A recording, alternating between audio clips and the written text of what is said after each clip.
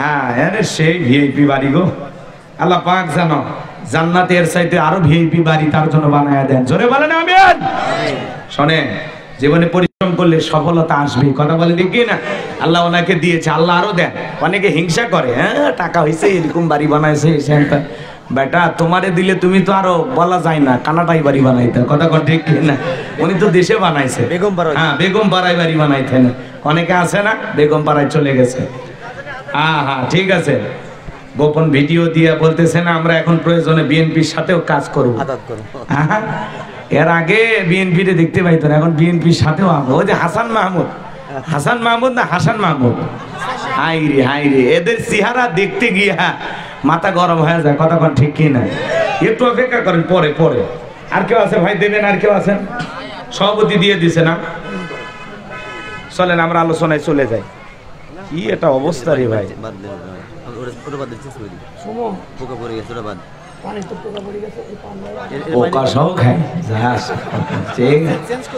আচ্ছা যে যা দান করে ভাই নিতে থাকেন, আমি আলোচনায় গেলাম। বড় ভাই কথা বলেন না, মতাম ভাই। রোশনাই ফকির 5000 টাকা, রোশনাই ফকির 5000 দেখছেন টাকা আসছে, রোশনাই ফকির 5000 টাকা। রোশনাই ফকির, রোশনাই রোশনাই রোশনাই জি জি ফকির, লিল্লাহে তাকবীর। দেখেন ফকির বংশের লোক, উনি 5000 টাকা জোরে বলেন মারহাবা। ফকির যদি এটা দেয়, মন্ডল তালুকদার শেখ জমিদার দাফাদার চৌকিদার এরা কত দিবি, কথা কোন ঠিক কিনা। আল্লাহ আরো বেশি করে দেওয়ার তৌফিক দান করেন, জোরে বলেন আমিন। তার ফকির বংশকে আল্লাহ বাদশার বংশ হিসেবে কবুল করে, জোরে বলেন না আমিন। জি জি জি নেন, আল্লাহ কবুল করেন। এখন যারা দেয় খালি নিতে থাকেন, আমরা জানি মাহফিল শেষ পর্যন্ত আরো অনেক মানুষ দান করবে, আপনারা খালি দিতে থাকেন, নাম লিখে নিব। মুনাজাতে সবার জন্য পাইকারি দরে দোয়া করা হবে ইনশাআল্লাহ, দোয়ার কোনো কমতি থাকবে না ইনশাআল্লাহ। আমরা প্রাণ ভরে দোয়া করব। আমিম্মা রাযাকনাহুম ইনফিকুন, আল্লাহ বলে আমি যে রিজিক দিয়েছি নিজেও খাও, আমার রাস্তায় ব্যয় করো। আল্লাহর রাস্তায় সম্পদ বিলাইলে কমে না বাড়ে? আজ পর্যন্ত দেখছেন মানুষ দান করে ফকির হয়ে গেছে, দেখছেন? দান করলে কমে না বাড়ে, আল্লাহ আরো বাড়ায় দেন, জোরে বলেন আমিন। আরো আসতেছে, আর বললেন না বললেন। সুমন ভাই দাদাদের জন্য 2000 টাকা, জোরে বলেন মারহাবা, লিল্লাহি তাকবীর। আল্লাহ কবুল করেন, জোরে বলেন আমিন। ডেকোরেশন কাজ ওরা করছে, 60000 টাকা খরচ। ডেকোরেশনের কাজ সুমন ভাইরা ওনাদের পরিবারের পক্ষ থেকে করছে, ওনার নেতৃত্ব দিয়া ও সাওয়াল পাওয়াল টাকা তুলে করছে। 60000 টাকা ওটা আলাদা, লিল্লাহি তাকবীর। কেউ ডেকোরেটর, কেউ পোস্টার, কেউ বক্তা, তাহলে তো আপনাদের কিছুই লাগে না ইনশাআল্লাহ। আলহামদুলিল্লাহ। আমি শুনলাম আমার একজন দিয়ে দিচ্ছে, কয় হুজুরের জাহা দিয়ে। জি জি জি আলহামদুলিল্লাহ। চলেন আমরা আলোচনায় চলে যাই। এখন যা বাজে বাজুক, আপনারা 1টা ঘন্টার সময় দেবেন, 12:30 পর্যন্ত। আচ্ছা ঠিক আছে, সারা রাত আপনার ইচ্ছা মতো আলোচনা করুন। আচ্ছা ঠিক আছে, 1টা পর্যন্ত চলুক নাকি বলেন? আজকের মাহফিল 1টা পর্যন্ত চলুক। কারা কারা চান না হাত তোলেন। কারা কারা চান না? যারা যারা রাত 1টা পর্যন্ত একটু ধৈর্য নিয়ে বসে থাকবেন। 12টা প্রায় বেজেই গেছে, 15 মিনিট, আর ওইদিকে 1 ঘন্টা, 1 ঘন্টা 15 মিনিট। এর মধ্যে আমি যদি তার আগেও শেষ করতে পারি আলহামদুলিল্লাহ, আমি চেষ্টা করব। অন্তত 1টা পর্যন্ত। এখন ধরেন 12টা প্রায় বেজে গেছে, 1টা পর্যন্ত 1টা ঘন্টার সময় কোরআনের মহব্বতে কারা কারা দিবেন 2 হাত তুলে বলেন ইনশাআল্লাহ। যে মাঝে মাঝে হাত তোলেনি, ভেজাল থাকলে আপনি এখনই চলে যান। তো এবার নিয়ত সই করেন ভাই, 1টা ঘন্টা দেবেন না ভাই। ও শোনা ভাই, হাতটা তোলেন না কলিজার ভাই, হাত তোলেন। দেখেন তো কারা কারা তোলেনি, মাঝে মাঝে থাকলে একটু গুটা দিয়ে তুলে দেন। আচ্ছা 1টা পর্যন্ত থাকবেন তো ইনশাআল্লাহ, আল্লাহ কবুল করেন, জোরে বলুন আমিন। তাহলে একটা আওয়াজ দিয়ে তাকবীর দেন, লিল্লাহি তাকবীর, লিল্লাহি তাকবীর। আওয়াজ জান থাকে, আমি করবো আওয়াজ, আপনারা দেবেন আওয়াজ, জবাব দিবেন ঠিক ঠিক, আলোচনা হবে কমপ্লিট। শ্রোতাদের স্পিরিটে বারে বক্তার হিট, আলোচনা হবে জায়গা মতো ফিট, কোনো কথা হবে না, ডাইরেক্ট আল্লাহর কোরআন থেকে আলোচনা করব। এই কোরআনের মধ্যে কোনো ভেজাল আছে? মিথ্যা আছে? কোনো ধোঁকা আছে? বলেন তো বাজান। 1500 বছর আগে আল্লাহ পাক এই কিতাবটি নাজিল করেছেন। এই কিতাবের একটি অক্ষর এদিক সেদিক করার ক্ষমতা পৃথিবীর কারো আছে? তাহলে সেই কিতাব নাজিল করেছেন কে? সে আল্লাহ রাব্বুল আলামিন বলেন, যালিকাল কিতাবু লা রাইবা ফীহি। আল্লাহ রাব্বুল আলামিন বলেন এটি এমন একটি কিতাব যে কিতাবের মধ্যে কোনো সন্দেহ নাই, কোনো সংশয় নাই, কোনো মিথ্যা নাই, কোনো ধোঁকা নাই। There is no doubt. বলুন আল্লাহু আকবার। হুদাল লিল মুত্তাকিন, মুত্তাকি বান্দাদের জন্য গাইডলাইন হিসাবে, পথ প্রদর্শক হিসাবে আসমান থেকে কিতাবটি নাজিল করেছেন কে? সেই কিতাবের আলোচনা শুনলে লাভ না লস? লাভটা কি আমার আল্লাহ জানায় দিলেন, ওয়া ইযা কুরিয়াল কুরআনু ফাসতামিউ লাহু ওয়া আনসিতু লাআল্লাকুম তুরহামুন। আমার আল্লাহ রাব্বুল আলামিন বলেন সূরা আরাফ আয়াত নাম্বার 204, আমার আল্লাহ পাক জানিয়ে দিলেন তোমাদের সামনে যখন কোরআন পাঠ করা হয়, কোরআনের আলোচনা করা হয়, চুপ করে কান লাগে মনোযোগ সহকারে কোরআনের কথাগুলো শ্রবণ করো। যারা চুপচাপ কোরআনুল কারীমের কথাগুলো শ্রবণ করবে, আমার আল্লাহ রাব্বুল আলামিন আসমান থেকে তাদের উপরে আল্লাহর রহমত বৃষ্টির মতো নাজিল করবেন। বলুন সুবহানাল্লাহ। তাহলে বলেন তো কোরআনের কথাগুলো শুনলে লাভ না ক্ষতি? লাভটা কি আমার আল্লাহ জানায় দিলেন, ওয়াদাক্কির ফা ইন্নায যিকরা তানফাউল মুমিনিন।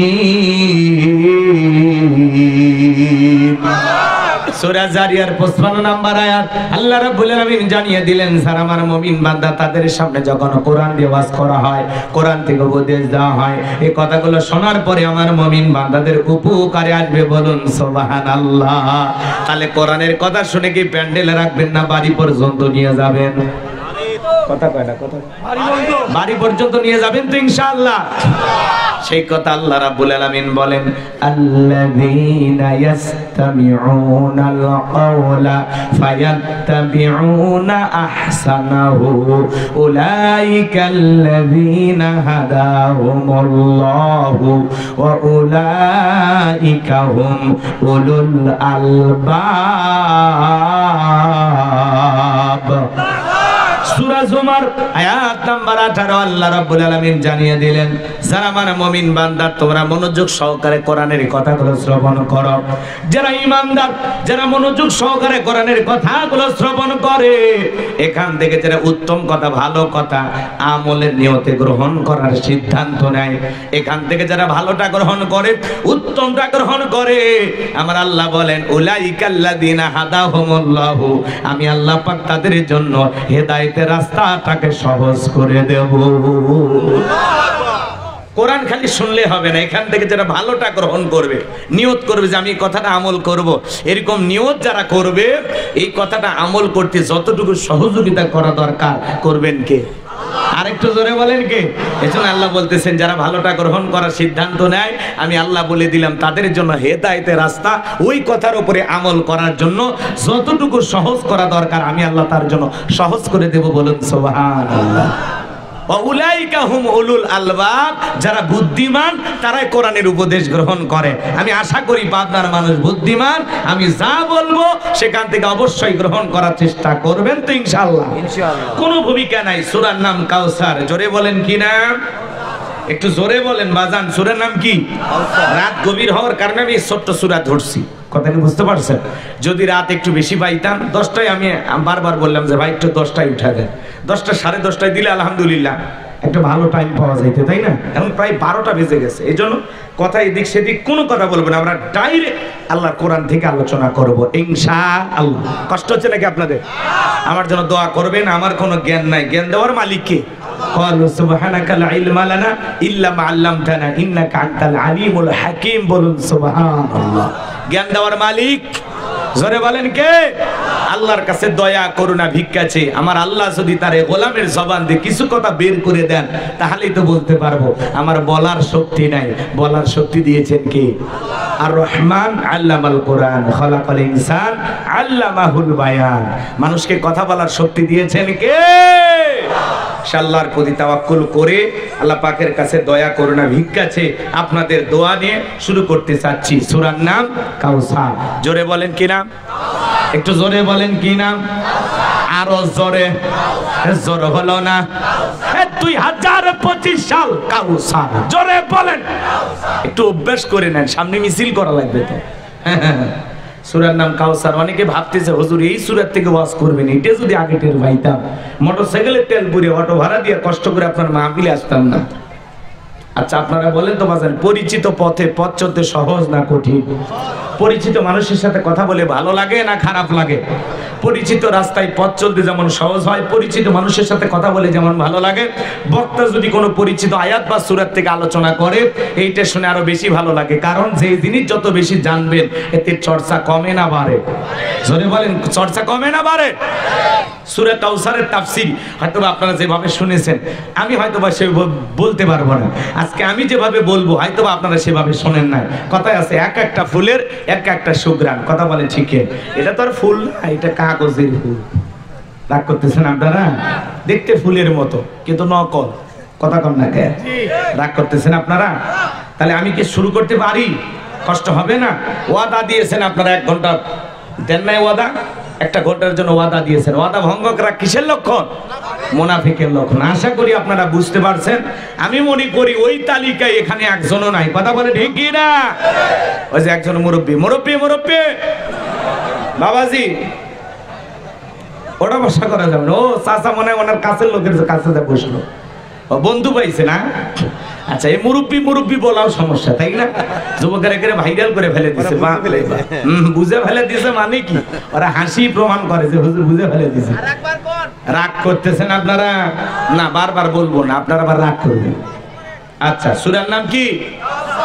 ওয়াজ তো কি, ওয়াজ কি মেশিন নাকি? জায়গায় যাই বিষয় ভিত্তিক আলোচনা করি। এই যে ছেলেটা দেখছেন প্রত্যেকটা জায়গায় কোন সূরা থেকে ওয়াজ করছে মুখস্থ রাখছে, এটা বোঝা লাগবে। আমি যে কি ওয়াজ করবো সেটা যদি আপনাদেরকে না বুঝাইতে পারি, খালি কান ধরে টান মারলে হবে? তাহলে আজকে আলোচনা করব সূরা কাউসার থেকে। জোরে বলেন কোন সূরা? সূরা কাউসার থেকে। বাস, কথা ক্লিয়ার। মোট আয়াত আছে 3টি। আয়াত কয়টি? 2। কয়টা? কয় না? 3টি। রুকু আছে 1টি। বিশ্বনবীর মক্কার জিন্দেগিতে এই সূরাটি নাযিল হয়েছে। কোরআনুল কারীমের 108 নাম্বার সূরা। মনে থাকবে তো ইনশাআল্লাহ? এবার জবান ছেড়ে সবাই মহব্বতে আমার সাথে তেলাওয়াত করুন। আউযু বিল্লাহি মিনাশ শাইতানির রাজীম। বিসমিল্লাহির রাহমানির রহিম। বিতাড়িত মুর্দাত শয়তানের কাছ থেকে আল্লাহ পাকের কাছে আশ্রয় প্রার্থনা চাচ্ছি। পরম করুণাময় অসীম দয়ালু আল্লাহ তাআলা, আমি শুরু করছি। ইন্না আ'তাইনাকাল কাউসার ফাসাল্লি লিরাব্বিকা ওয়ানহার ইন্না শানিয়াকা হুয়াল আবতার। আল্লাহু আকবার। যে কোনো আয়াত বা সূরার তাফসীর করতে হলে কোন প্রেক্ষাপটে কোন সময় আল্লাহ তাআলা তার হাবিবের উপরে সেই সূরাটি বা আয়াতটি নাজিল করেছেন, নাজিলের শানি নজুল জানার দরকার আছে না নাই? আরবিতে বলা হয় শানি নজুল, তার মানে নাজিলের সময়কালটা, নাজিলের প্রেক্ষাপটটা কেমন ছিল আমি কি একটু তুলে ধরবো? সূরা কাউসার আল্লাহ পাক তার হাবিবের উপর কোন সময় নাজিল করেছে আমি একটু সংক্ষিপ্ত সময় বলেই আমরা মূল তাফসীরে প্রবেশ করব ইনশাআল্লাহ। সম্মানিত ভাইয়েরা আমার, বিশ্ব নবীর প্রিয় সাহাবী হযরত আনাস রাদিয়াল্লাহু তাআলা আনহু বলেন, নবীজি কাবার হাতিমে হেলান দিয়ে বসা। আমি তাকায় দেখি নবীজির মনটা ভীষণ খারাপ, মুখটা মলিন, চোখের কোণা দিয়ে অশ্রু ঝরতেছে। কিছুটা সময় অতিবাহিত হয়ে যাওয়ার পরে আমি তাকায় দেখি আমার নবীজি মুস্কি মুস্কি হাসতেছেন। বলুন সুবহানাল্লাহ। হযরত আনাস ডেকে বলেন, নবী এই মাত্র দেখলাম মনটা খারাপ, মুখটা মলিন, চোখের কোণা দিয়ে অশ্রু ঝরতেছে, আবার কেন আপনি মুস্কি মুস্কি হাসেন? আমার নবী কেন কাঁদেন, কেন হাসেন? এর পেছনেও রহস্য আছে না নাই? একটু জোরে বলেন, আছে না নাই? আমার ভাইয়েরা, নবীজির মনটা খারাপ কারণ হলো নবীজির কলিজার টুকরা ছেলে সন্তানগুলো জন্মগ্রহণ করে আর একে একে ছেলে সন্তানগুলো মারা যায়। আবুল কাসেম মারা যায়, আবু তাহের মারা যায়, নবীজির কলিজার টুকরা সন্তান ইব্রাহিম মারা যায়। ছেলেগুলো জন্ম নেয় আর একে একে মারা যায়, একটা ছেলে সন্তানও জীবিত থাকে না। বলেন তো বাজান, বাবা হিসাবে নবীর মনেও কষ্ট লাগে কিনা? একে তো সন্তান হারানোর ব্যথা, অন্যদিকে নবীজির কাছের চাচা নাম হলো আবু লাহাব, ডেকে বলে ভাতিজা তোমার বংশে ভাতিজার কেউ থাকলো না, তুমি একটা লেজ কাটা, তুমি একটা নির্বংশ, জোরে কন্যা উযুবিল্লাহ।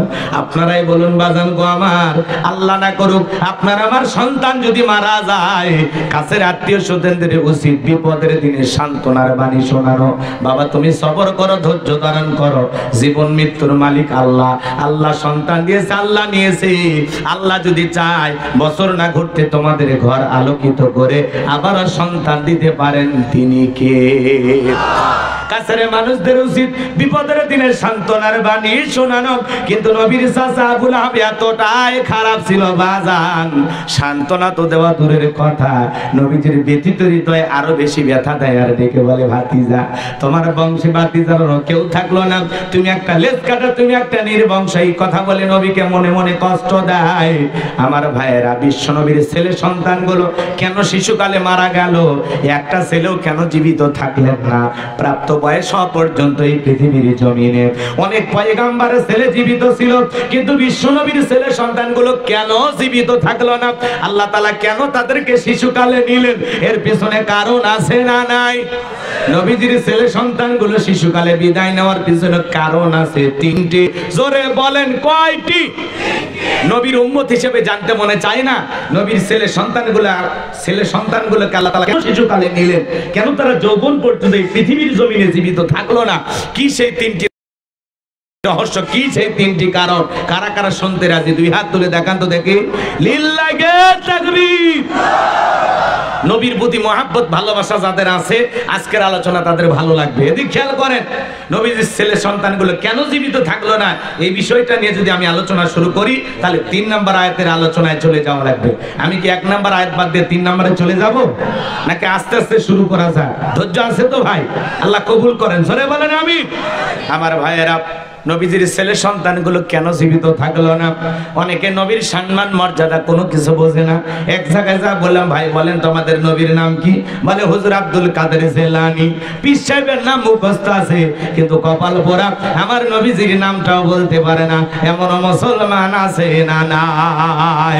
আমার ভাইয়েরা, একে তো সন্তান হারানোর ব্যথা, আপন মানুষদের সমালোচনা ব্যথিত হৃদয়, অন্যদিকে সাহাবায়ে কেরাম যারা ইসলাম ধর্ম গ্রহণ করে, কাফের বেঈমানরা তাদের উপর নির্যাতন জুলুমের স্টিম রোলার চালায়। বিশ্বনবী রাত্রি বেলায় দারুল আরকামে বসা, হযরতে বেলাল তখনও কালেমা পড়ে মুসলমান হন নাই। নবীজির সন্ধান করার জন্য হযরতে বেলাল বিশ্বনবীর দরবারে উপস্থিত হয়ে গেলেন। নবীজির চেহারার দিকে তাকাইয়া দেখে বলে, নবী গো, আপনার চেয়ে সুন্দর মানুষ আমি জীবনে কোনোদিন দেখি না। একটু জোরে বলেন না সুবহানাল্লাহ। আপনারা আমার নবী কতটা সুন্দর ছিলেন জানেন?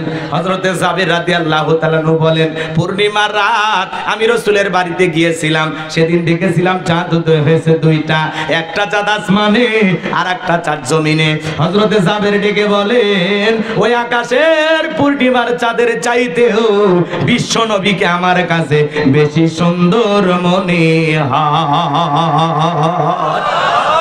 আম্মা জান আয়েশা ডেকে বলেন, যারা ইউসুফ নবীর চেহারার দিকে তাকাইয়া মিশরের নারীরা ফল কাটতে গিয়ে আঙ্গুল কেটে ফেলে দিয়েছিল, ওরা যদি বিশ্ব নবীর চেহারার দিকে তাকাইতো, শুধুমাত্র আঙ্গুল নয়, আঙ্গুল কাটতে কাটতে, হাত কাটতে কাটতে কখন যে নিজের কলিজা কেটে দুফাক করে দিত, মুহূর্তের জন্য টের পাইতো না। আপনার আমার নবী এতটাই সুন্দর। আম্মা জান আয়েশা ডেকে বলেন, ও দুনিয়ার মানুষ, তোমাদের একটা সূর্য আছে, আমি আয়েশারও একটা সূর্য আছে। তোমাদের সূর্য উদয় হয় দিনের বেলায়, আর আমি আয়েশার সূর্য উদয় হয় রাতের বেলায়। আম্মা জান আয়েশা একদিন সেলাইয়ের কাজ করতেছিলেন, হাত থেকে সুইটা পড়ে গেল, বাতিতে কোনো তেল ছিল না, বাতি জ্বালাইতে পারলেন না, অপেক্ষায় বসে থাকলেন। বিশ্বনবী তখন এশার সালাত আদায় করার পরে ঘরের ভিতরে প্রবেশ করে সর্বপ্রথম নবীজি আম্মা জান আয়েশাকে সালাম দিবেন। নবীজি ঘরে ঢুকে স্ত্রীকে কি দিলেন? সালাম দিলেন। জোরে বলেন, কি দিলেন? আমার ভাইয়েরা, বিশ্ব নবীজি ঘরে ঢুকে যদি তার স্ত্রীকে সালাম দেন, উম্মতের ঘরে ওই আমল থাকার দরকার আছে না নাই? আপনি আমি যখন ঘরে প্রবেশ করব, বিবিকে সালাম দেব, আসসালামু আলাইকুম রহিমা, কেমন আছো সোনা? ঘরের দরজাটা খোলো না, আমি তোমার লিটনের বাপ, তোমার দিওয়ানা। বউ খুশি হয়ে দরজা খুলে দেবে, কথা বলেন ঠিক কিনা?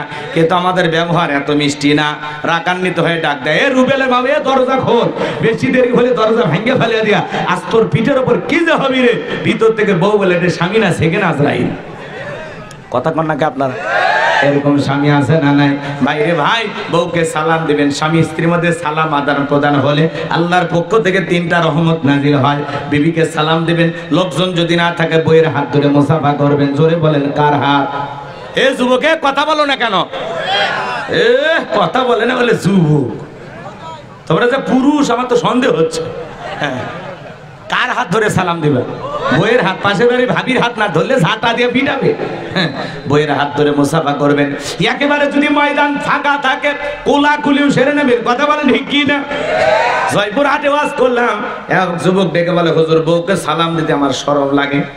আমি তখন বললাম, বিয়ে করছো? কয় কি কোন হুজুর, 3টা সন্তানের বাবা আমি। আমি তখন বললাম, স্ত্রী সহবাসের একটা দোয়া আছে, তুমি কি জানো? কয় তো হুজুর, ওটা দোয়া পড়ার টাইম। কথা কয় না কে? আমার ভাইয়েরা, আমি তখন বললাম, 3টা সন্তানের বাবা হয়ে গেল, তোমার শরম লাগে না? বউকে সালাম দিতে গিয়ে শরম লাগে, ওইটা শরম না, শয়তানি। আপনারা যদি পারিবারিক জীবনে সুখ পেতে চান, দাম্পত্য জীবনে ভালো থাকতে চান, আজকে ঘরে ঘরে অশান্তি, সুখ নাই, কথা বলে ঠিক কিনা? ঘরে জ্বালা, বাহিরে জ্বালা, জীবনটা ফালা ফালা জ্বালা। ওরা আছে, ওরা আছে নাই? কত বড় বড় কথা বলতে আজকে নাই, আছে নাকি? আছে। হাইরে কি বলতো, পালাবে না, পালাবে না। আরে কি দাম্ভিক কথা, কি অহংকার, কি ক্ষমতার গরম। 41 সাল পর্যন্ত হাইরে হাইরে মাতবাড়ি অহংকার ছিল। ওরা আছে, জোরে বলেন, ওরা আছে। এজন্য অহংকার করতে নাই, কথা বলে ঠিক কিনা? আল্লাহ ধরে ধরে না, ধরলে আল্লাহ ইন্না বাতাসা রাব্বিকা লাশাদীদ, আল্লাহর পাকড়াও বড় কঠিন, কথা বলে ঠিক কিনা? মন্ত্রীরা সব কোথায় গেল, এমপিরা সব কোথায় গেল, কোথায় কাদের কাকা, ওদের সারা দেশটা বড় লাগে ফাঁকা ফাঁকা। পালাবো না, পালাবো না, প্রয়োজনে ফখরুল সাহেবের বাসায় যাব। কি ফখরুল সাহেব, জায়গা দিবেন না? আছে। পালাবো না, পালাবো না, যাই না তাদের দেখা, ওদের সারা দেশটা বড় লাগে ফাঁকা ফাঁকা। আইন মন্ত্রী আটকে গেল আইনেরই ফাঁকে, দাড়ি সারা দরবেশটারে ভণ্ড ভণ্ড লাগে। দাড়ি কাটিয়ে নৌকে চড়ে পালাচ্ছে। এরা জীবন দেশে তাও নৌকে ছাড়েনি, কথা ঠিক কিনা? আইন মন্ত্রী আটকে গেল আইনেরই ফাঁকে, দাড়ি সারা দরবেশটারে ভণ্ড ভণ্ড লাগে। শুনেছি ভাই কত নেতা নেত্রী খাইতেছে ভাই ডান্ডা, বিচারপতি কালামানিকের ফাটিয়েছে নাকি আন্ডা। আমার খবর না, মিডিয়ার খবর, কথা ঠিক কি না? আমার ভাইয়েরা, এই বিচারপতি শামসুদ্দিন মানিক আল্লামা সাইদি হুজুরকে মৃত্যুদণ্ডের রায় দিয়েছিল, কথা বলে ঠিক কিনা? বিশ্ববরণ্য মুফাসসির, কোরআনের দায়ী, 50 বছর কোরআনের তাফসীর করেছেন আল্লামা সাইদি হুজুরকে যে বিচারপতি মানিক ট্রাইব্যুনাল গঠন করে মৃত্যুদণ্ডের রায় দিয়েছেন, ওই একই ট্রাইব্যুনালে বিচারপতি মানিকেরও মৃত্যুদণ্ডের রায় শুনতে চান। এই বিচারপতি মানিক 116 জন আলেমের তালিকা করে দুদকে জমা দিয়েছিল, কথা বলেন ঠিক না? আমার মতো গাইবান্দার ভাঙ্গা বক্তা, আমার রোল নাম্বার ছিল 23। আমার তালিকায় কয় নাম্বার না? আপনারা না ছিলে ওরা ঠিকই চেনে যে এরে দিয়ে দুনিয়ায় কি চলতেছে, কথা কন ঠিক কিনা? মনে রাখবেন, যারা বাতিলের টার্গেটে পরিণত হয়, মনে রাখবেন এদের দাওয়াত কবুল হচ্ছে, কথা বলে ঠিক কিনা? ওরা 116 জন আলেমের তালিকা করে দুদকে জমা দিয়েছিল। আমার রোল নাম্বার ছিল 23। আমার 2টা ওয়াজ ওরা ভুল ধরেছিল। একটা বৈশাখ নিয়ে আলোচনা করেছিলাম, আর একটা বলেছিলাম ধর্ম যার যার, উৎসব সবার। এই স্লোগান দেওয়া যাবে না, এটা ঈমান ধ্বংস করা স্লোগান, এটা কুফরি স্লোগান, কোন মুসলিম এই স্লোগান দিতে পারে না। বিস্তারিত ব্যাখ্যা সেখানে বলেছিলাম, আজকে ওই দিকে যাওয়ার সুযোগ নাই। ধর্ম যার, উৎসবতা, হিন্দুদের উৎসব হিন্দুদের কাছে, বৌদ্ধদের উৎসব বৌদ্ধদের কাছে, খ্রিস্টানদের উৎসব খ্রিস্টানদের কাছে, মুসলমানের উৎসব মুসলমানের কাছে। ধর্ম যার, উৎসবতা। চাকরি যার, বেতন সবার, মারবেন নাকি? বউ যার, হক সবার। গাছ যার, ফল সবার। পুকুর যার, মাছ সবার, নাকি? তো পুকুর যার মাছ তার, ফসল এদিক, ফসলের ক্ষেত যার ফসলও তার, গাছ যার ফল তার, চাকরি যার বেতন তার, বউ যার হক তার, তো ধর্ম যার উৎসবও তার। ওরা বেশি অতিরঞ্জিত কথা বলে আমাদেরকে বোকার স্বর্গে বসবাস করাইতে চায়, কিন্তু আমরা তত বোকা না। ধর্ম মানতে গেলে বুঝে শুনে মানা লাগবে। আব্দুল্লাহ জাহাঙ্গীর স্যার মারা গেছেন, আল্লাহ পাক তার কবরকে জান্নাতের বাগান বানায় দেন, জোরে বলেন আমিন। তিনি তার বক্তব্য দিতে গিয়ে বলতেন, বাংলাদেশের মানুষের আবেগ বেশি, এদেশের মানুষের ধর্মীয় আবেগ বেশি কিন্তু ধর্মীয় জ্ঞান কম। কথা কি বুঝতে পারছেন?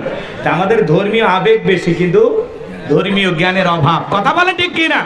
কোন মুসলমান এই পূজার অনুষ্ঠানে যেতে পারে?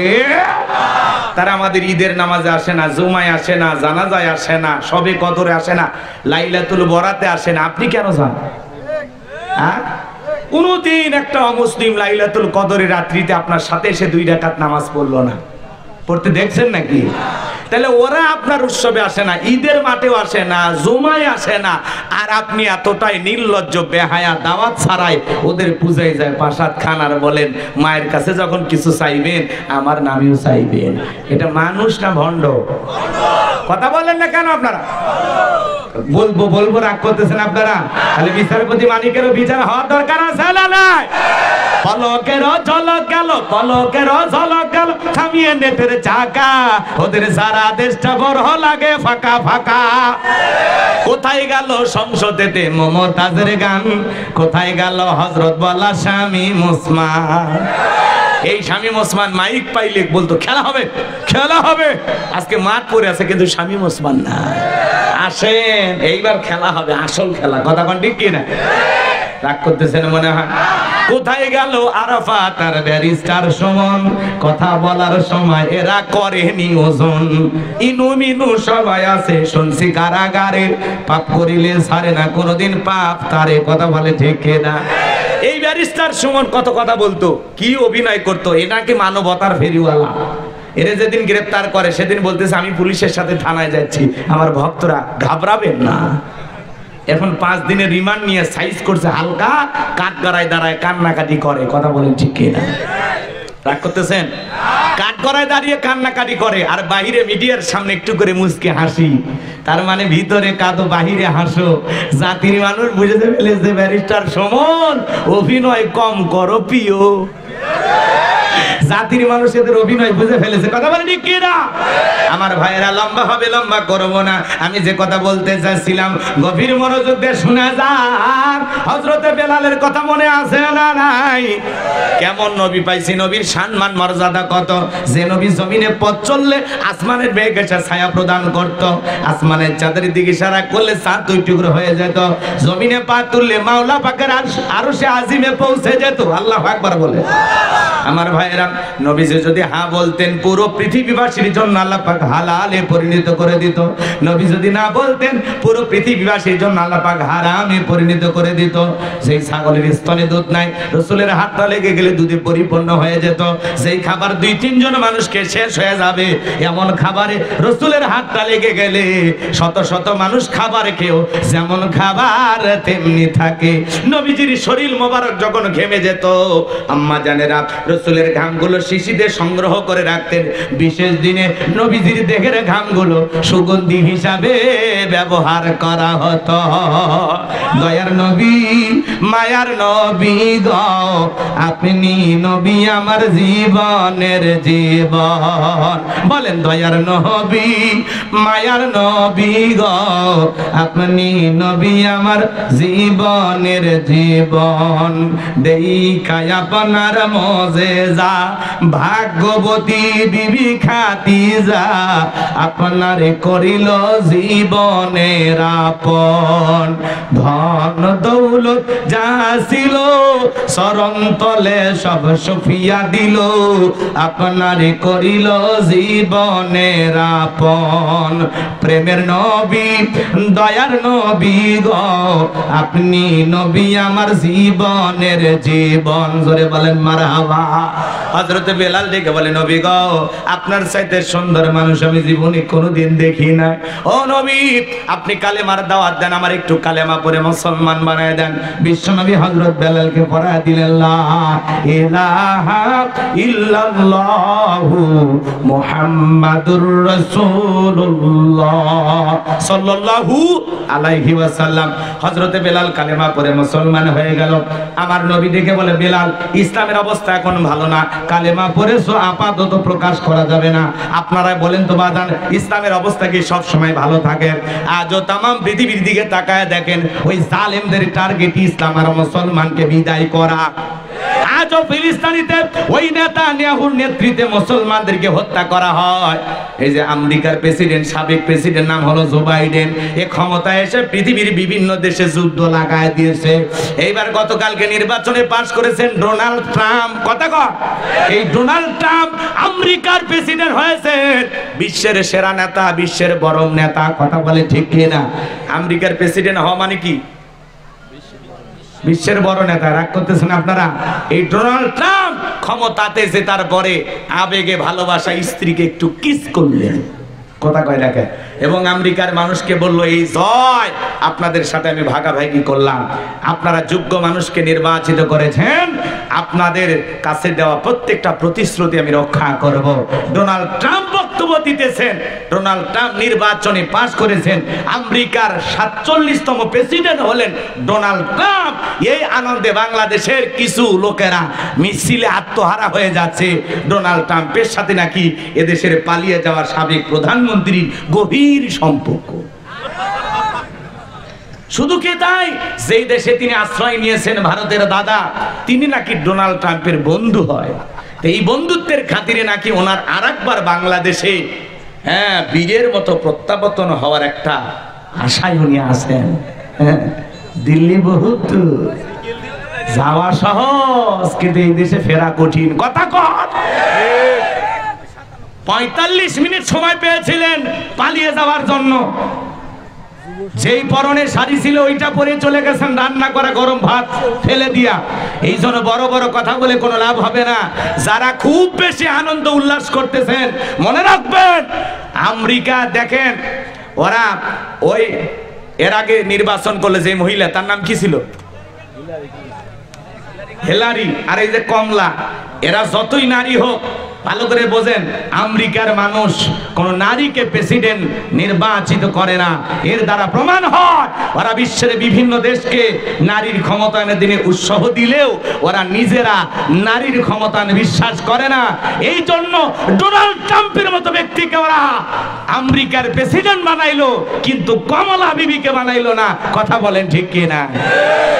আর ওরা বিশ্বের বিভিন্ন দেশের মানুষকে প্রশিক্ষণ দেয়, আপনাদের দেশের প্রধানমন্ত্রী নারী, চমৎকার। তো তাহলে তোমরা পুরুষ চয়েস করো কেন?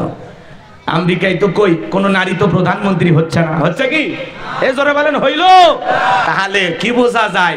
পুরুষ প্রধানমন্ত্রী দরকার। কথা বলেন ঠিক কিনা? আমরা বিগত বছরে অনেক নারী নির্যাতন জুলুমের শিকার হয়েছি। 16 বছরে নারীর জ্বালায় এই জীবন অর্ধেক হয়ে গেছে। ঘর জামাইয়ের মতো ছিলাম, কোনো টু শব্দ করার মতো অবস্থা ছিল না। এই জন্য কোনো কথা বললেই নারী নির্যাতনের মামলা দিয়ে দিত। কথা বলেন ঠিক কিনা? আমার ভাইয়েরা, শুধু কি তাই, সাবেক প্রধানমন্ত্রী বক্তব্য দিতে গিয়ে বলেছিলেন, আমি নারীর অধিকার এমন ভাবে প্রতিষ্ঠিত করব, পুরুষ বাড়াবাড়ি করলে এই দেশে পুরুষের কোনো অধিকারই থাকবো না। তার দাম্ভিকতা, ক্ষমতার চেয়ার চূর্ণ বিচূর্ণ হয়েছে। এই জন্য নারীদের জেদ বেশি। ওরা ক্ষমতার চেয়ারে বসে যে শান্তি পায়, ওরা জীবন দেবে, তাও চেয়ার ছাড়বে না। কথা বলে ঠিক কিনা? দেখলেন না, জেদ করে 16 বছর লাগলো চেয়ার ছাড়তে। এই জন্য যারা যায় চেয়ারে তারা থাকে গিয়ারে। এই জন্য আপনাদেরকে বলতে চাই, আগামীতে আমরা বাংলাদেশে কোন নারী প্রধানমন্ত্রী নির্বাচিত করব না। আমেরিকার নির্বাচন থেকে শিক্ষা গ্রহণ করতে হবে। ওরা ডোনাল্ড ট্রাম্পের মতো একটা নেতাকে মেনে নিল, যে সকাল বিকাল ঈশ্বরচাঁদার মতো উল্টাপাল্টা বক্তব্য দেয়। তারপরেও ডোনাল্ড ট্রাম্পকে ওরা পুরুষ হিসেবে মেনে নিল, মহিলাকে মেনে নিল না। আগামীতে বাংলাদেশের নির্বাচনে এই দেশের সরকার যিনি হবে, পুরুষ প্রধানমন্ত্রী চায়। কারা? 2 হাত তুলে দেখা। এখন কেমন পুরুষ নির্বাচিত করবেন সেটা আপনাদের বিষয়। কথা বলেন ঠিক কি না? যাকে যোগ্য মনে হবে, সৎ মনে হবে, ভালো মনে হবে, যার কাছে বাংলাদেশ গেলে পুরো দেশের মানুষ নিরাপদে থাকবে, কোনো হিংসা থাকবে না, মারামারি থাকবে না, ফেতনা ফাসাদ থাকবে না, এমন মানুষকে আগামীতে নির্বাচিত করা লাগবে। কথা বলে ঠিক কি না? আর বহু মাঝে মাঝে অডিও কল, যেই মানুষের জীবনে কল রেকর্ড ফাঁস হয় না, এখন ইচ্ছে করে একটা স্থানীয় নেতাকেও তৃণমূলের নেতাকে ফোন দিয়ে খোঁজ খবর নেয়, তার মানে কি বুঝতেছেন? আবার ওরাই কল দিয়ে ওরাই রেকর্ড ফাঁস করে দেয়। কথা কন ঠিক না? শর্ট করে ঢুকতে চায়। আপনি আসেন তো, কথা কয় না কেন? বুবু আইবা তুমি আইবা গো, সেই দিন আইসা বুবু ক্ষমতা পাইবা না। আপনারা রাগ করতেছেন? আপনাই যদি দিল খুলে ওয়াজ না করা যায় তো করবো কথা। আর অনেকে বলতেছেন ওয়াজের মধ্যে এগুলো কি না, এগুলো একটু বলতেছি কারণ এগুলো প্রেক্ষাপট তুলে ধরা লাগবে। কথা কন ঠিক না? মাঠ তৈরি করা লাগবে। কি তৈরি করা লাগবে? সামনে ফসল ফলানোর দিন। কথা কন ঠিক না? বুবু আইবা তুমি আইবা গো, সেই দিন আইসা বুবু ক্ষমতা পাইবা না। খোঁজ নাই বুবু কাদের কাকার, অবস্থা খারাপ দরবেশ বাবার, হাউন আঙ্কেল এখন সামনেও আসে না। নেতা কর্মী সব জেলের ভিতর, আমি আসি ডরের ওপর, কখন জানি আসে গ্রেফতারি পরোয়ানা। বুবু আইবা তুমি আইবা গো, সেই দিন আইসা বুবু ক্ষমতা পাইবা না। আপনি চট করে ঢোকেন বাংলাদেশে, আমরা দেখতে চাই। হ্যাঁ, অত সহজ না। যে কায়দায় ভালিয়ে গেছেন, ঈশ্বর চাচা স্বৈরাচার ছিল, পদত্যাগ করে জেলে গেছে, আপনি জেলে গেলেন না কে? তাও শান্তি ছিল। এইভাবে নেতা কর্মীদেরকে যারা আপনাকে মায়ের মতো ভালোবাসতো, সন্তান ছেড়ে পালিয়ে গেলেন, সন্তানদের জন্য একটু মহব্বত হইল না? যে মা তার সন্তানকে রেখে পালিয়ে যায়, ওই মায়ের জন্য মিথ্যা ভালোবাসা অন্তরে রেখে কোনো লাভ নাই। এ কথা বলেন না কেন? তারা কি করেছে? 16 বছরে 4000 কোটি টাকা খরচ কইরা বাবার মূর্তি তৈরি করছে, ভাস্কর্য তৈরি করছে। কত টাকা? 4000 কোটি টাকা। কারে বলে বুঝতে পারতেছেন? এই টাকা হলে এই দেশের কত উপকার হইতো। গরিব খাইতে পারে না। কথা বলে না কেন? গরিবের দেহে পোশাক নাই, ডাস্টবিনের খাবার কুড়ে খায়, কুকুরের সাথে রুটি ভাগাভাগি করে খায়। এই দেশের নারী সতীত্ব বিক্রি করে তার পেটের খাবার জোগাড় করে। এগুলো ইতিহাস আমরা পড়েছি। পরনে মানুষের কাপড় নাই, শীতের কম্বল নাই, হাজার হাজার মানুষ কাতরায়।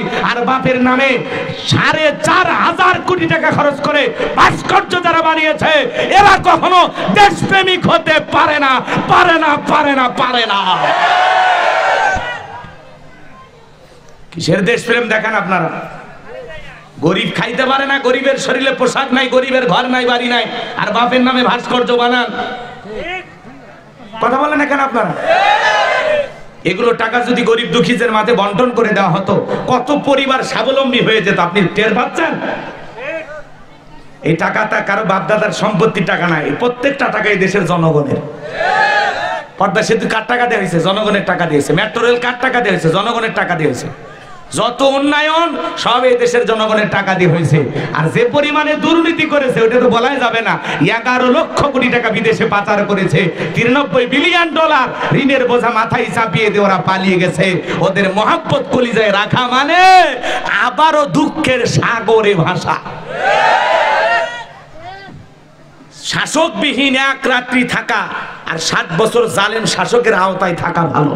উনি শাসকবিহীন 2-3 রাত আমাদের থাকতে বাধ্য করেছেন। ওই 2-3 রাতে কত লুটপাট হয়ে গেছে, কত মারামারি, হাঙ্গামা, ফেতনা ফাসাদ, ঘর বাড়িতে আগুন, বিভিন্ন জায়গায় নানান ধরনের অপ্রীতিকর ঘটনা ঘটছে। দোকানপাট, ব্যবসা প্রতিষ্ঠান লুটপাট করে নিয়ে গেছে। কথা বলেন ঠিক কিনা? ঘর বাড়িতে চুরি হয়েছে, কত ধরনের ঘটনা ঘটছে, একমাত্র আল্লাহ ছাড়া কেউ জানে না।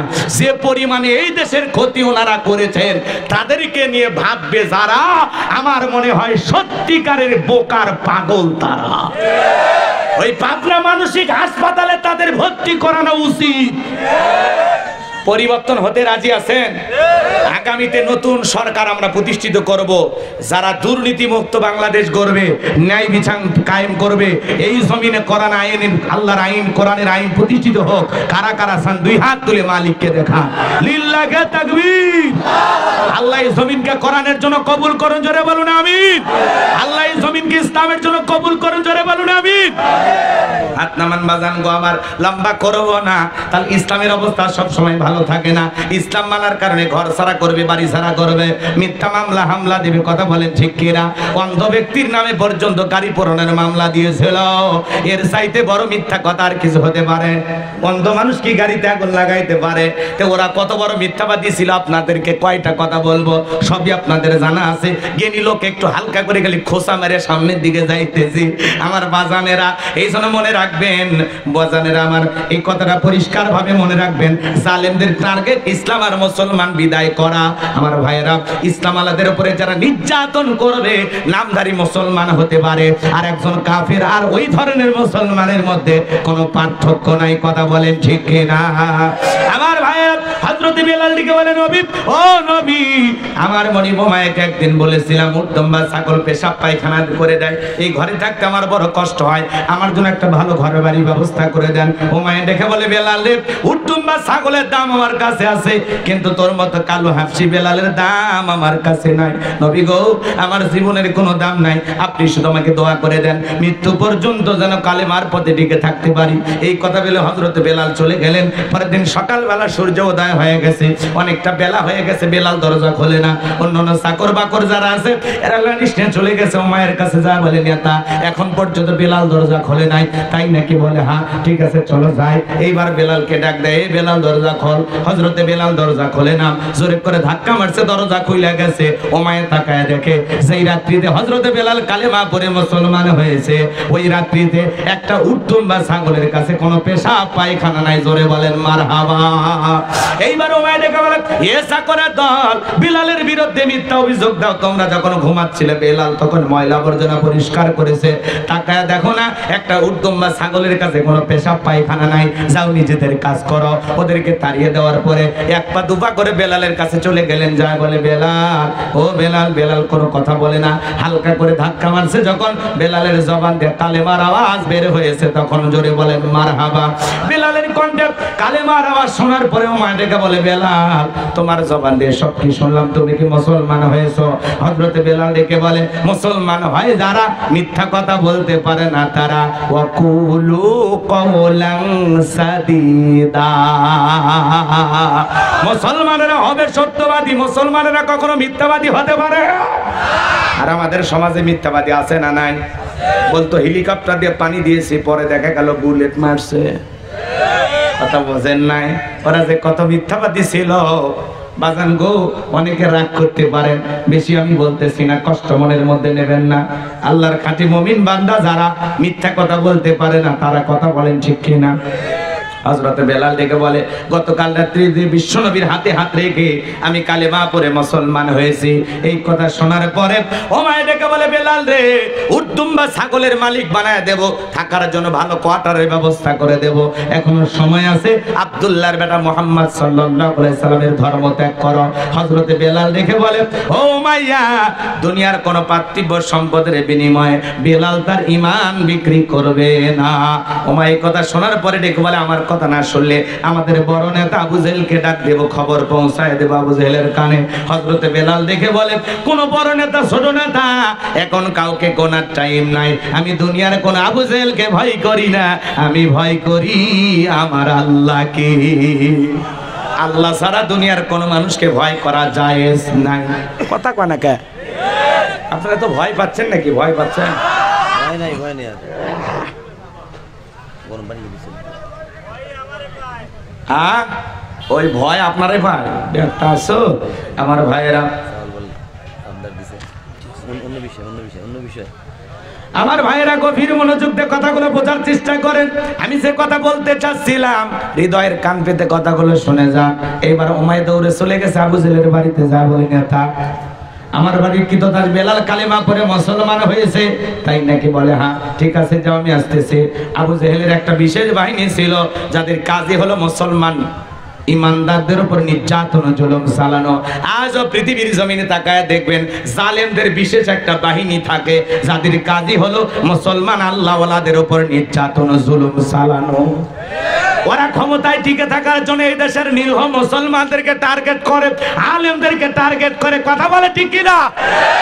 ওরা বিশেষ বাহিনী দিয়া এদেশের ইমানদারদের জবান বন্ধ করার চেষ্টা করে। ইমানদারদের পথে বাধা সৃষ্টি করে, কথা বলেন ঠিক কিনা? আর বাস্তব প্রমাণ আপনারা দেখেছেন কিনা? আজও গরু গোস্ত খাওয়ার অপরাধে মুসলমানকে হত্যা করা হয়, আজও কাশ্মীরে মুসলমান মারে, ফিলিস্তিনিতে মুসলমান মারে। মনে রাখবেন, ওই জালেমদের শেষ পরিণতি হবে পরাজয়, আর ইমানদারদের শেষ পরিণতি হবে বিজয়। বিজয়ের মালা মুসলমানেরাই গলায় পড়বে ইনশাআল্লাহ। একটু কষ্টের পথ পাড়ি দেওয়া লাগবে, একটু সবর করা লাগবে, ধৈর্য ধারণ করা লাগবে, একটু বিপদ আপদ মুসিবত জেল জুলুম নির্যাতন এগুলো সহ্য করা লাগবে, কথা বলে ঠিক কিনা? এই ৫৬,০০০ বর্গ মাইল জুড়ে বিশাল বড় একটা জগদল পাথর বুকের উপরে চেপে বসেছিল, আজকে সেই পাথর নাই, আমরা শান্তিতে নিঃশ্বাস নিতে পারতেছি, কথা বলে ঠিক কিনা? আমার ভাইয়েরা গভীর মনোযোগ দিয়ে শুনে যান। এইবার আবু জাহেল চলে আসলো, এসে ডেকে বলে, বেলাল এইদিকে আসো, আমি তোমার পার্সোনাল ভাবে মোহাব্বত করি। বেলাল রে, এসব কি শুনছি তুমি নাকি মুসলমান হয়েছো? হযরতে বেলাল দেখে বলে, হ্যাঁ, আমি গতকাল রাত্রে বিশ্বনবীর হাতে হাত রেখে কালিমা পড়ে মুসলমান হয়েছি। আবু জাহেল দেখে বলে, বেলাল, উট দুম্বা ছাগলের মালিক যদি হতে চাও বানায়া দেব, ব্যবসা বাণিজ্য যদি করতে চাও, দিরহাম টাকা পয়সা যা লাগে সব তোমারে দেব, ঘর বাড়ি বানায়া দেব। ও বেলাল, তুমি যা চাও আমরা তাই দেব, তুমি চাইতে দেরি, তোমার সামনে প্রস্তুত করতে দেরি করা হবে না। হযরতে বেলাল ডেকে বলে, হে আবু জাহেল, দুনিয়ার সব সম্পদ যদি বেলালকে দিতে চাও, দুনিয়ার সব সম্পদ ছাড়তে রাজি, কিন্তু বিশ্বনবীর কালেমা ছাড়তে রাজি নাই। চিৎকার মেরে বলেন মারহাবা। এ ভাই, এই যে আপনারা যে দুই একজন উঠতেছেন, কি একটা বাচ্চা, নিজেদের ওয়াদাটা ঠিক রাখবেন না?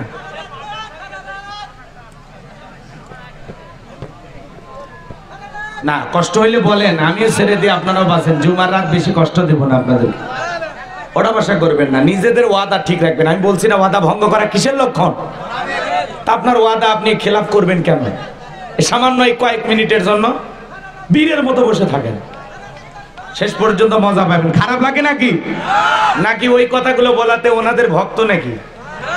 রাগ করে যেতেও পারে, ভক্ত থাকবে না। 16 বছরের মা কি এত তাড়াতাড়ি কাটে? থাকবেই ওই গ্রুপের কিছু লোক। সেদিন এক মাহফিলে গেছি, বাপ রে বাপ, কি গরম! সব গরম ঠান্ডা হয়ে যাবে। আমরা শান্ত মানুষ, ভদ্র মানুষ, কিছু বলি না। রাগ করতেছেন মনে হয়? বাজান গো, আপনারা আমাকে একটু একটা পর্যন্ত সময় দিয়া সহযোগিতা করেন। আমি যে কথা বলতে চাচ্ছিলাম, এইবার আবু জাহেল দেখে বলে, বেলাল রে, এত বড় লোভনীয় প্রস্তাব দিলাম, রাজি হইল না।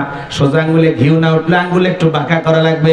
এই কথা বলে যুবকদেরকে লিলিয়ে দিল, বেলালকে চাবুক দিয়ে পিঠাও। হযরতে বেলালকে চাবুক দিয়ে পিঠানো শুরু করা হলো। এরা যত জোরে চাবুক মারে, বেলাল তত জোরে আল্লাহর নামের জিকির করে। চিৎকার মেরে বলেন মারহাবা। চাবুক দিয়ে পিটাইতে পিটাইতে কালো চামড়া গুলো ফেটে রক্ত ঝরতেছে। এরপরে বেলালের জবানের জিকিরে বন্ধ নাই। আবু জাহেল ডেকে বলে, বেলাল, চাবুক দিয়ে পিটাই রক্ত ঝরাইলাম, এরপরে কি নবী মুহাম্মদ সাল্লাল্লাহু আলাইহি সাল্লামের কালিমা ছাড়বি না?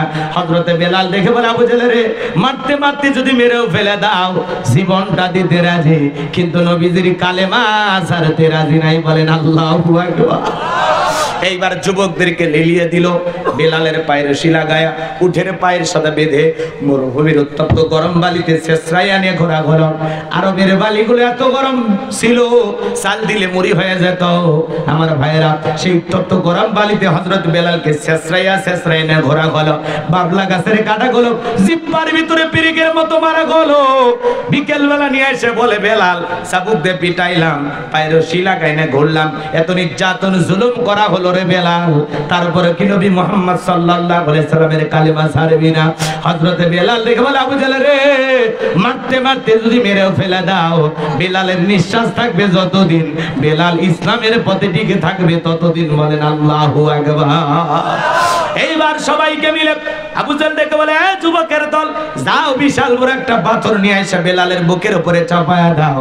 বেলালের বুকের উপরে বিশাল বড় একটা পাথর চাপায়া দিয়া আবু জাহেল মনে মনে ভাবলো, এই পাথরের চাপার আঘাতে বেলাল মারা যাবে। এই কথা ভেবে আবু জাহেল চলে গেল। বেলালের বুকের উপরে বিশাল বড় পাথর, এরপরে চোখের পানি ছেড়ে দিয়া জিহ্বা নাড়ায়া জিকির করে কার?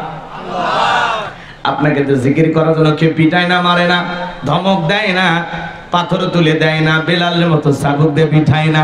ইসলামের প্রথম মুয়াজ্জিন বেলাল জিকির করার কারণে, কালেমা পড়ার কারণে, ইসলাম ধর্ম গ্রহণ করার কারণে কি নির্যাতন জুলুম সইতেছে, কথা বলেন ঠিক কিনা?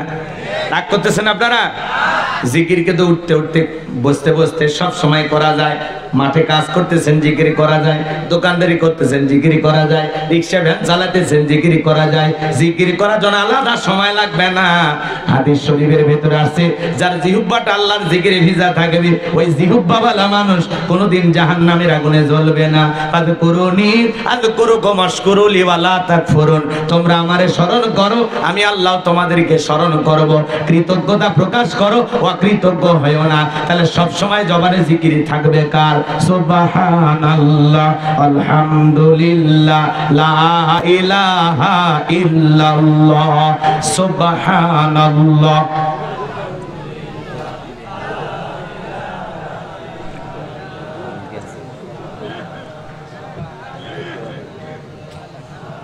সুবহানাল্লাহ, আলহামদুলিল্লাহ, লা ইলাহা ইল্লাল্লাহু মুহাম্মাদুর রাসূলুল্লাহ সাল্লাল্লাহু আলাইহি ওয়াসাল্লাম। কষ্ট হচ্ছে আপনাদের?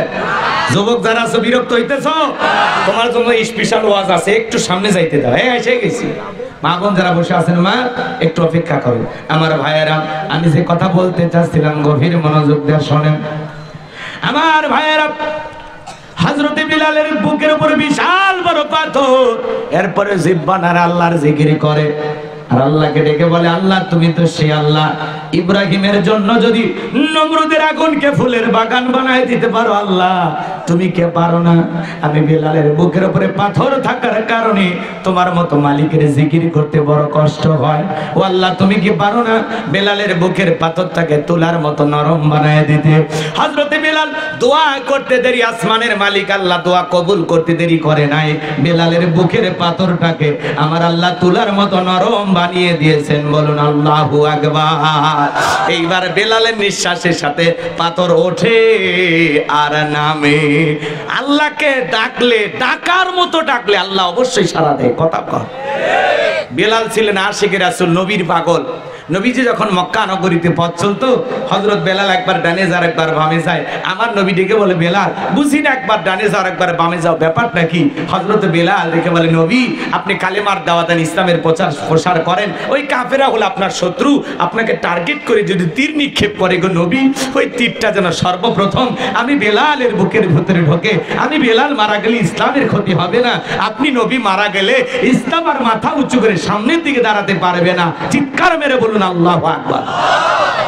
আশিক রাসূল, নবীর পাগল বেলাল, নবীকে কতটা মহব্বত করতেন, ভালোবাসতেন, চিন্তা করা যায়? আমার ভাইয়েরা, নবীজি যেদিন ইন্তিকাল করেছিলেন, ছোট্ট বাচ্চার মতো বেলাল ফুপিয়ে ফুপিয়ে কান্না করে। সাহাবায়ে কেরাম ডেকে বলে, বেলাল এভাবে কান্না করো না, এভাবে ভেঙে পড়ো না। হযরত বেলাল কাঁদে আর বলে, আমি আর কোনোদিন আযান দেব না। আমি আযান দেওয়ার পরে বিশ্ব নবী ইমামতের মুসল্লায় দাঁড়াবে না, আমি বেলাল আর কোনোদিন আযান দেব না। ছোট্ট বাচ্চার মতো বেলাল ফুপিয়ে ফুপিয়ে কান্না করে, অশ্রু দিয়া গাল বেয়ে বেয়ে পড়তেছে।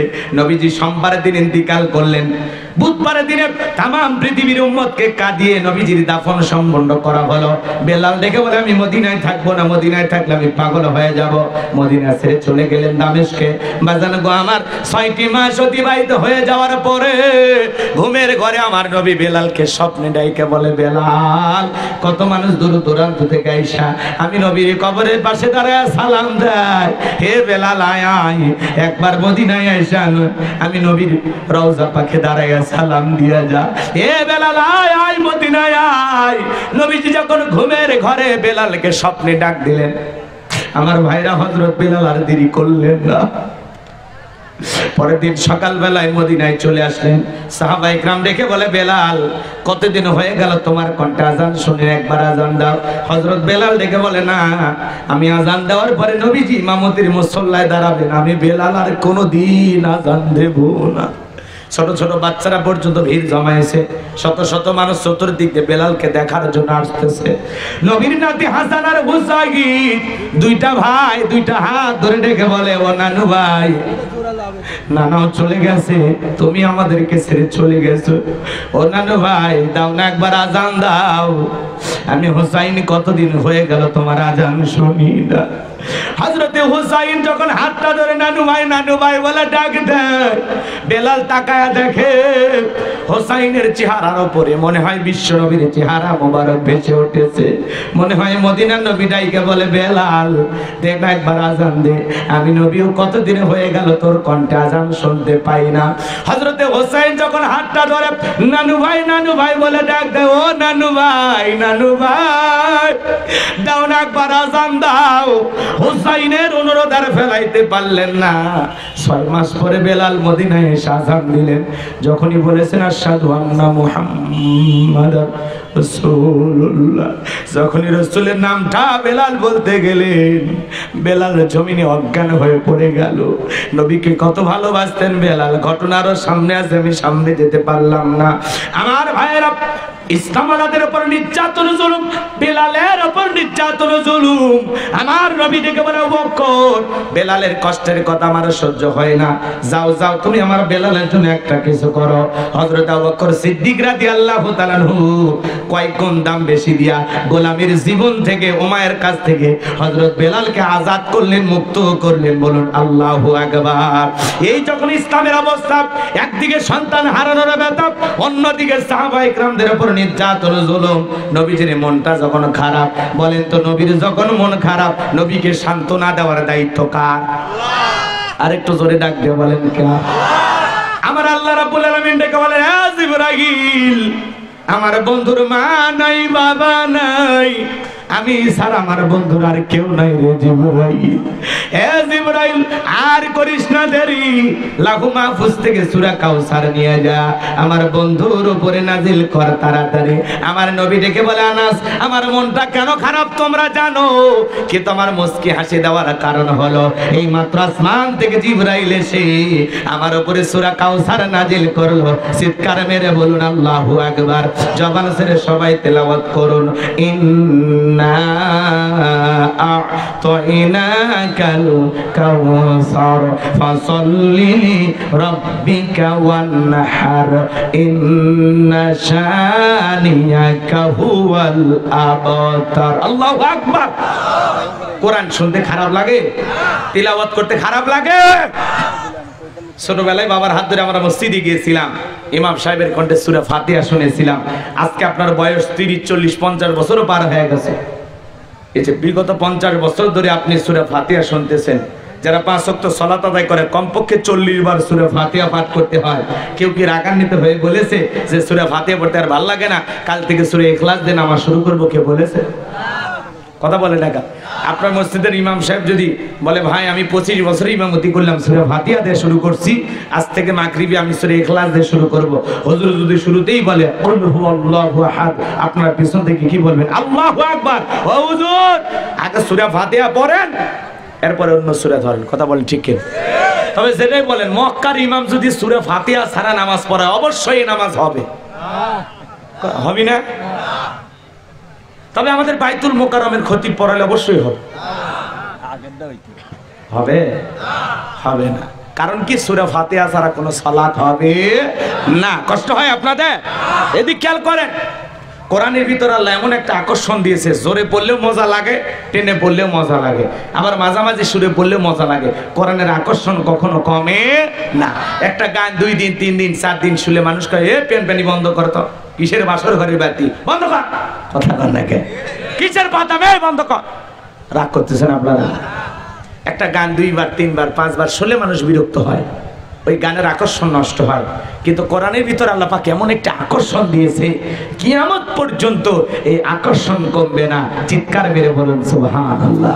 যার কণ্ঠ যত ভালো, তার কণ্ঠ দিয়ে কোরআন শুনতে তত বেশি মধুর লাগে। কথা কয় না? কথা কয়। এই সূরাটা যদি টেনে পড়া হয় মজা আছে না? নাই। আমার কণ্ঠ অত ভালো না, তারপরে যদি চেষ্টা করি, একেবারে কি খারাপ হবে? ইন্না আ'তাইনাকাল কাউসার ফাসাল্লি লিরাব্বিকা ওয়ানহার ইন্না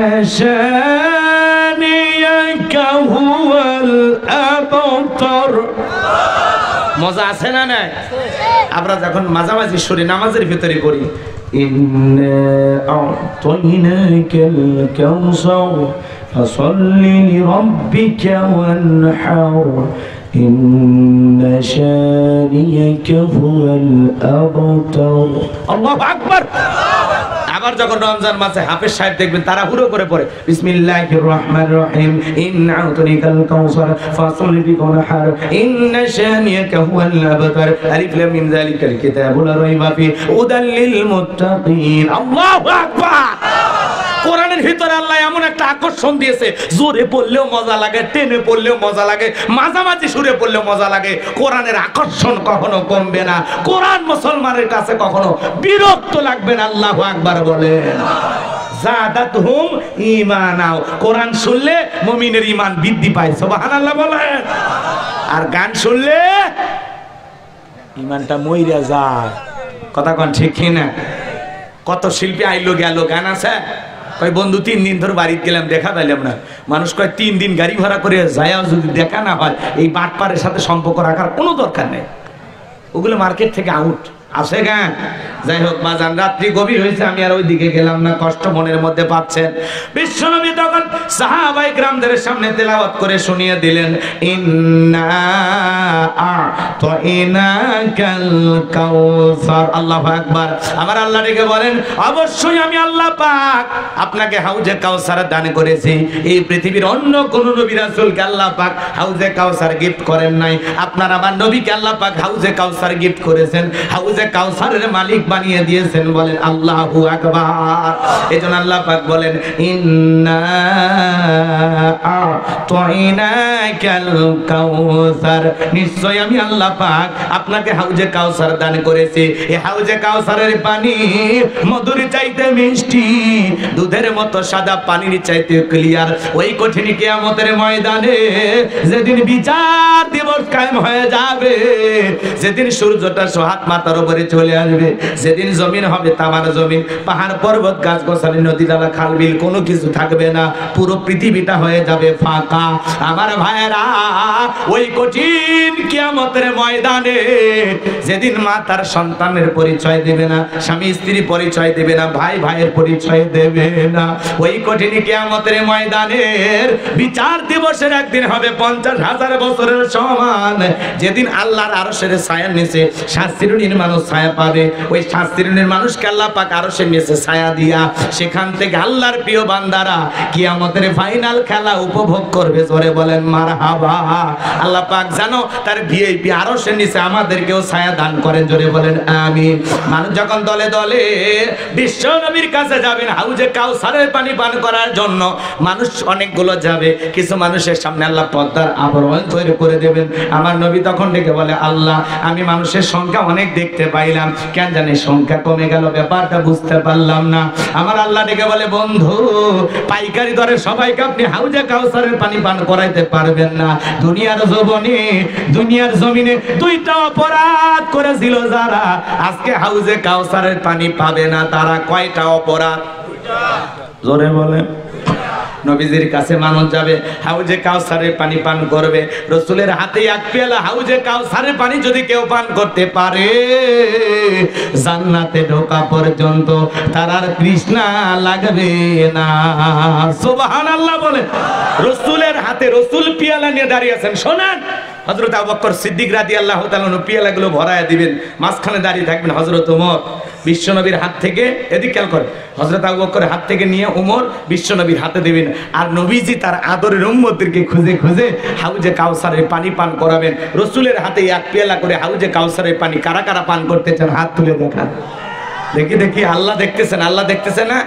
বলেন আজকে আমরা যে হাত তুলে হাউজে কাউসারের পানি চাইতেছি, আল্লাহ দেখে কিনা? আল্লাহ আমাদের সবাইকে রাসূলের হাতে 1 পেয়ালা করে হাউজে কাউসারের পানি পান করা তৌফিক দান করুন। জোরে বলুন আমিন।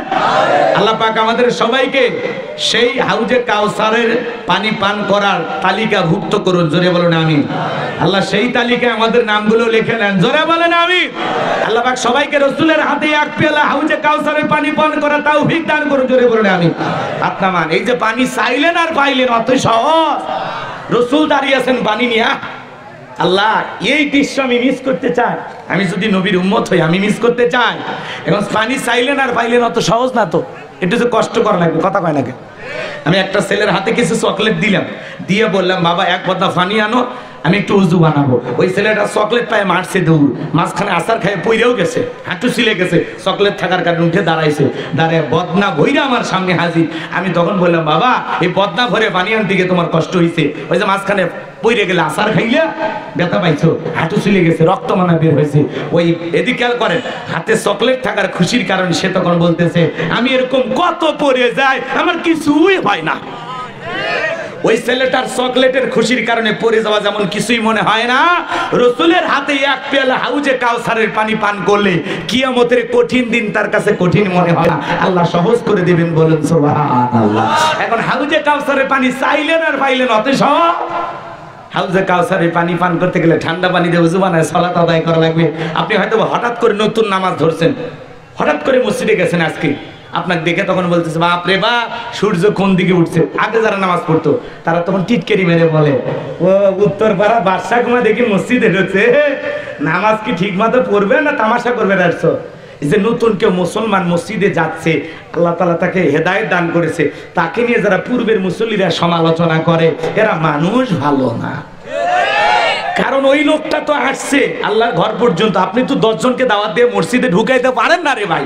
কেউ একজন আসছে তার নিয়ে কেন ঠাট্টা বিদ্রুপ করেন? আপনি দোয়া করে বলেন বাদশা ভাই তুমি যে নামাজ ধরছো, তুমি যে মসজিদে আইছো, তোমারে দেইকে দিলটা ভরে গেছে, আল্লাহর কাছে দোয়া করি মৃত্যু পর্যন্ত যেন নামাজ জামাতের সহিত আদায় করার আল্লাহ তৌফিক দান করে। আপনি দোয়া করেন, বুকে টানেন, কথা কয় না ভাই। আপনি তা না করে ঠাট্টা বিদ্রুপ করেন, দেখি তো তোর নামাজ কয়দিন থাকে। অনেক মসজিদের সিসি ক্যামেরা কে আসে আর কে যায় হিসাব রাখে। রাগ করতেছেন?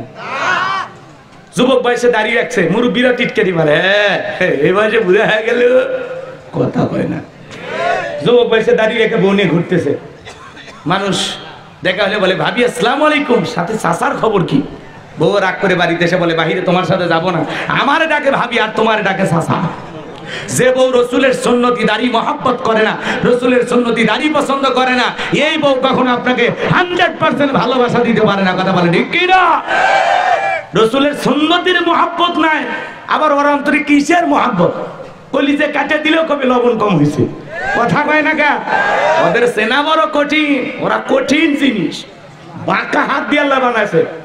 আজকে ওয়াজ করে একটু হালকা সোজা বানায় দিয়ে, একটু মহিলাদের ওয়াজ একটু পরে করতেছি, কষ্ট হচ্ছে নাকি আপনাদের?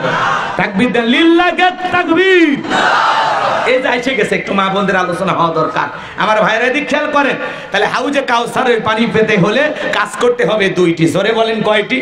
দুইটা আঙ্গুল তুলে দেখান। আল্লাহ যাদেরকে হাত দিয়েছে দুইটা আঙ্গুল তুলে দেখান, বলেন তো হাউজে কাউসারের পানি পান করতে গেলে কাজ করতে হবে কয়টি? আরো জোরে।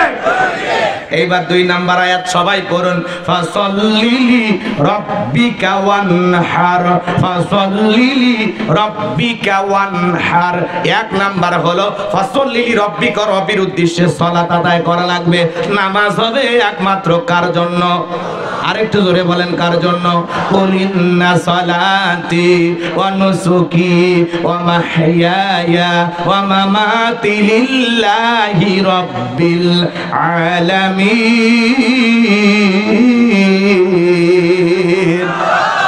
সূরা আনআম আয়াত নাম্বার 162। আল্লাহ তাআলা ডেকে বলেন নবীজি আপনি বলুন আমার নামাজ, আমার কুরবানি, আমার জীবন, আমার মরণ লিল্লাহি রাব্বিল আলামিন, আসমান জমিনের প্রতিপালকের জন্য। মুমিন জীবনের সব ইবাদত হবে একমাত্র আল্লাহকে রাজি খুশি করার জন্য, কথা বলেন ঠিক কি না? আমার জীবন, আমার মরণ, আমার বন্দেগী কবুল করো ইয়া ইলাহি, আমার জিন্দেগী, আমার জীবন, আমার মরণ, আমার বন্দেগী। মারহাবা বলেন। তাহলে ফাসাল্লি লিরাব্বিকা, রবের উদ্দেশ্যে সালাত। সালাত হবে একমাত্র কার জন্য? জোরে বলেন কার জন্য? قد أفلح المؤمنون الذين هم في صلاتهم خاشعون অবশ্যই মুমিনরা সফল যারা নিজেদের সালাত বিনয়ের সহিত নম্রতার সহিত আল্লাহর ভয় নিয়ে আদায় করে। আপনি আমি যখন সালাত আদায় করব দিলের মধ্যে ভয় থাকতে হবে কার? নামাজের মতো আদায় করার দরকার আছে না নাই? আল্লাহ বলেন ফালিয়াবুদু রাব্বাহাযাল বাইত আল্লাযী আত'আমাহুম মিন জু' ওয়া আমানাহুম মিন খাউফ। আল্লাহ বলেন এই ঘরের মালিকের ইবাদত করো। ইবাদত যদি ইবাদতের মতো হয়, বান্দারে 5 ওয়াক্ত সালাতে মাথা নত করে আমি আল্লাহকে যদি সিজদার মতো সিজদা দিতে পারো, আমি আল্লাহ দুইটা জিনিস তোমাদেরকে দেব। এক নাম্বার, রিজিকের টেনশন করা লাগবে না। যে বান্দা 5 ওয়াক্ত সালাতে মাথা নত করে আল্লাহকে সিজদা দেবে, ওই বান্দা রিজিকের ব্যবস্থা করবেন তিনি কে? আপনাদের এলাকায় একটা প্রাণী আছে, রাতে 1টা 2টা 3টার দিকে বের হয়, কুকুয়া ছিল, ওর নাম কি? শিয়াল পণ্ডিত। বলেন তো বাজান, ওদের নামে কি সাথিয়া ইসলামী ব্যাংকে টাকা আছে? মুরগির হোটেল আছে? ওদেরকে খাওয়ায় কে? সকালবেলা একটা পাখি নিট থেকে বের হয়ে যায়, সন্ধ্যাবেলায় ওই পাখির পেটটা ভরে বাসায় ফেরত পাঠান তিনি কে? তাহলে রিজেক দেওয়ার মালিক কে? আল্লাহ যদি পৃথিবীর এত মাখলুককে খাওয়াইতে পারে, আপনি আমি সৃষ্টির আশরাফুল মাখলুকাত, আল্লাহকে আমাদেরকে না খাওয়ায় রাখবে? রিজেক দেওয়ার একমাত্র মালিক কে? রিজেকের মালিক উত্তর পাড়া রাজ্জাক না, ওইটা আব্দুর রাজ্জাক, ওইটা দাস, ওইটা গোলাম, ওইটা আল্লাহর বান্দা। কথা কন, রাজ্জাক কে? রিজেক দাতা একমাত্র কে? ওয়া মা মিন দাব্বাতিন ফিল আরদি ইল্লা আলাল্লাহি রিজকুহা। আল্লাহ বলেন পৃথিবীতে এমন কোনো বিচলনশীল প্রাণী নাই যার রিজেকের ব্যবস্থা আমি আল্লাহ আসমান থেকে করি না। তাহলে বলেন তো বাজান, রিজেক দেওয়ার মালিক কে? নামাজের মতো আদায় করা লাগবে।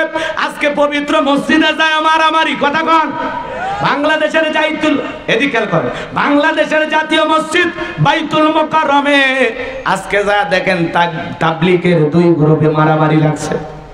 কথা কন নাকি আপনারা? আপনারা টেলিভিশনে নিউজ আজকে দেখেন নাই?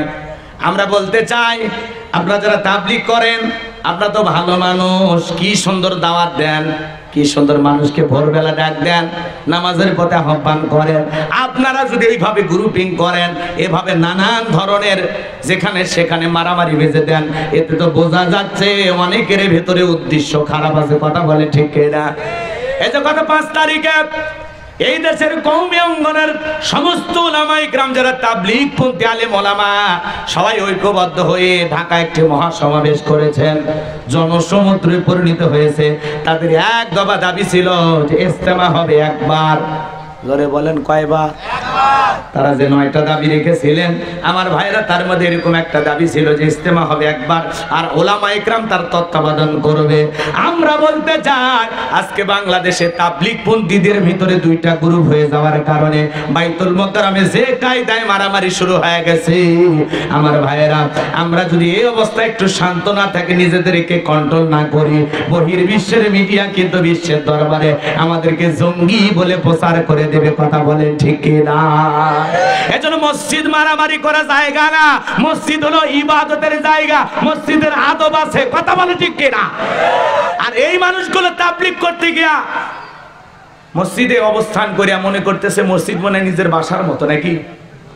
এই জন্য অনুরোধের ভাষায় বলবো, আপনারা যেভাবে দাওয়াতি কাজ করতেছেন আলহামদুলিল্লাহ, অনেক মানুষ তাবলীগে যাইয়া সিল্লা দিয়া আল্লাহ তাআলা হেদায়েত দান করেছেন, পরিবর্তন হয়ে গেছেন, দাড়ি রাখছেন, নামাজ ধরেছেন।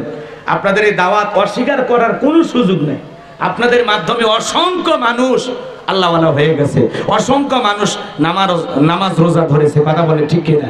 আপনাদের দাওয়াতকে আমরা অবশ্যই স্বীকার করি, কিন্তু আপনাদেরকে বলবো আপনারা বিনয়ের সহিত একটু ঠান্ডা মাথায় দাওয়াত দেওয়ার চেষ্টা করেন। কথা বলে ঠিক কিনা? বাংলাদেশের ধর্ম উপদেষ্টার পক্ষ থেকে বাংলাদেশের টঙ্গীর ময়দানে 2টা ইজতেমা হবে, 2টারই তারিখ ঘোষণা করা হয়েছে। কথা বলে ঠিক কিনা? এখানে আমরা যারা আছি, আমরা কোন পন্থী এটা মূল বিষয় না। মূল বিষয় হলো আকীদাগত সমস্যা, কারো বক্তব্যের সমস্যা, কেউ সাহাবা ইকরাম বিদ্বেষী, নবী রাসূল বিদ্বেষী, এমন কাউকে আমরা বাংলাদেশে সাপোর্ট করব না। কথা বলে ঠিক কিনা? কথা কন নাকি আপনারা? রাগ করতেছেন আপনারা? এই জন্য এদিক খেয়াল করেন, সে কত বড় আলেম ওইটা আমাদের দেখার বিষয় নেই।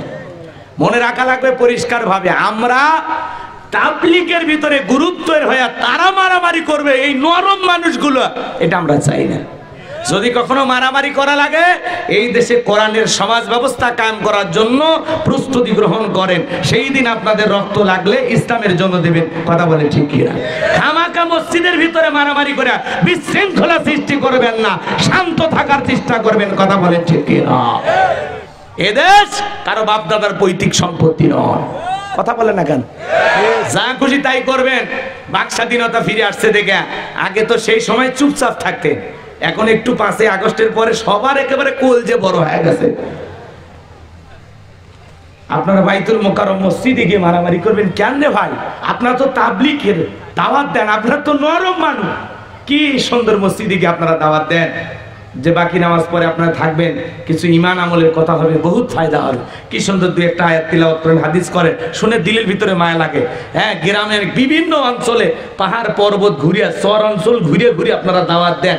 আর এই পরিবার ছাড়া কতদিন আপনারা বাহিরে কাটান, কি যে কষ্ট করেন। আপনাদের দাওয়াত অস্বীকার করার কোনো সুযোগ নাই। কিন্তু সেই নরম মানুষগুলো যদি এইভাবে গরম হয়া মসজিদের মধ্যে মারামারি করে, এইটা তো ভালো লাগে না, এটা ভালো লাগে না। আপনারা নরম আছেন, নরমই থাকেন। আর গরম যদি কখনো হন, এই দেশে কোরআনের রাজ কায়েম করার জন্য রক্ত কত গরম সেই দিনটা আর পাওয়া যায়। কথা কয় না কেন? আল্লাহ আমাদের তাবলীগের ভাইদেরকে সঠিক বুঝ দান করে। জোরে বলুন আমিন।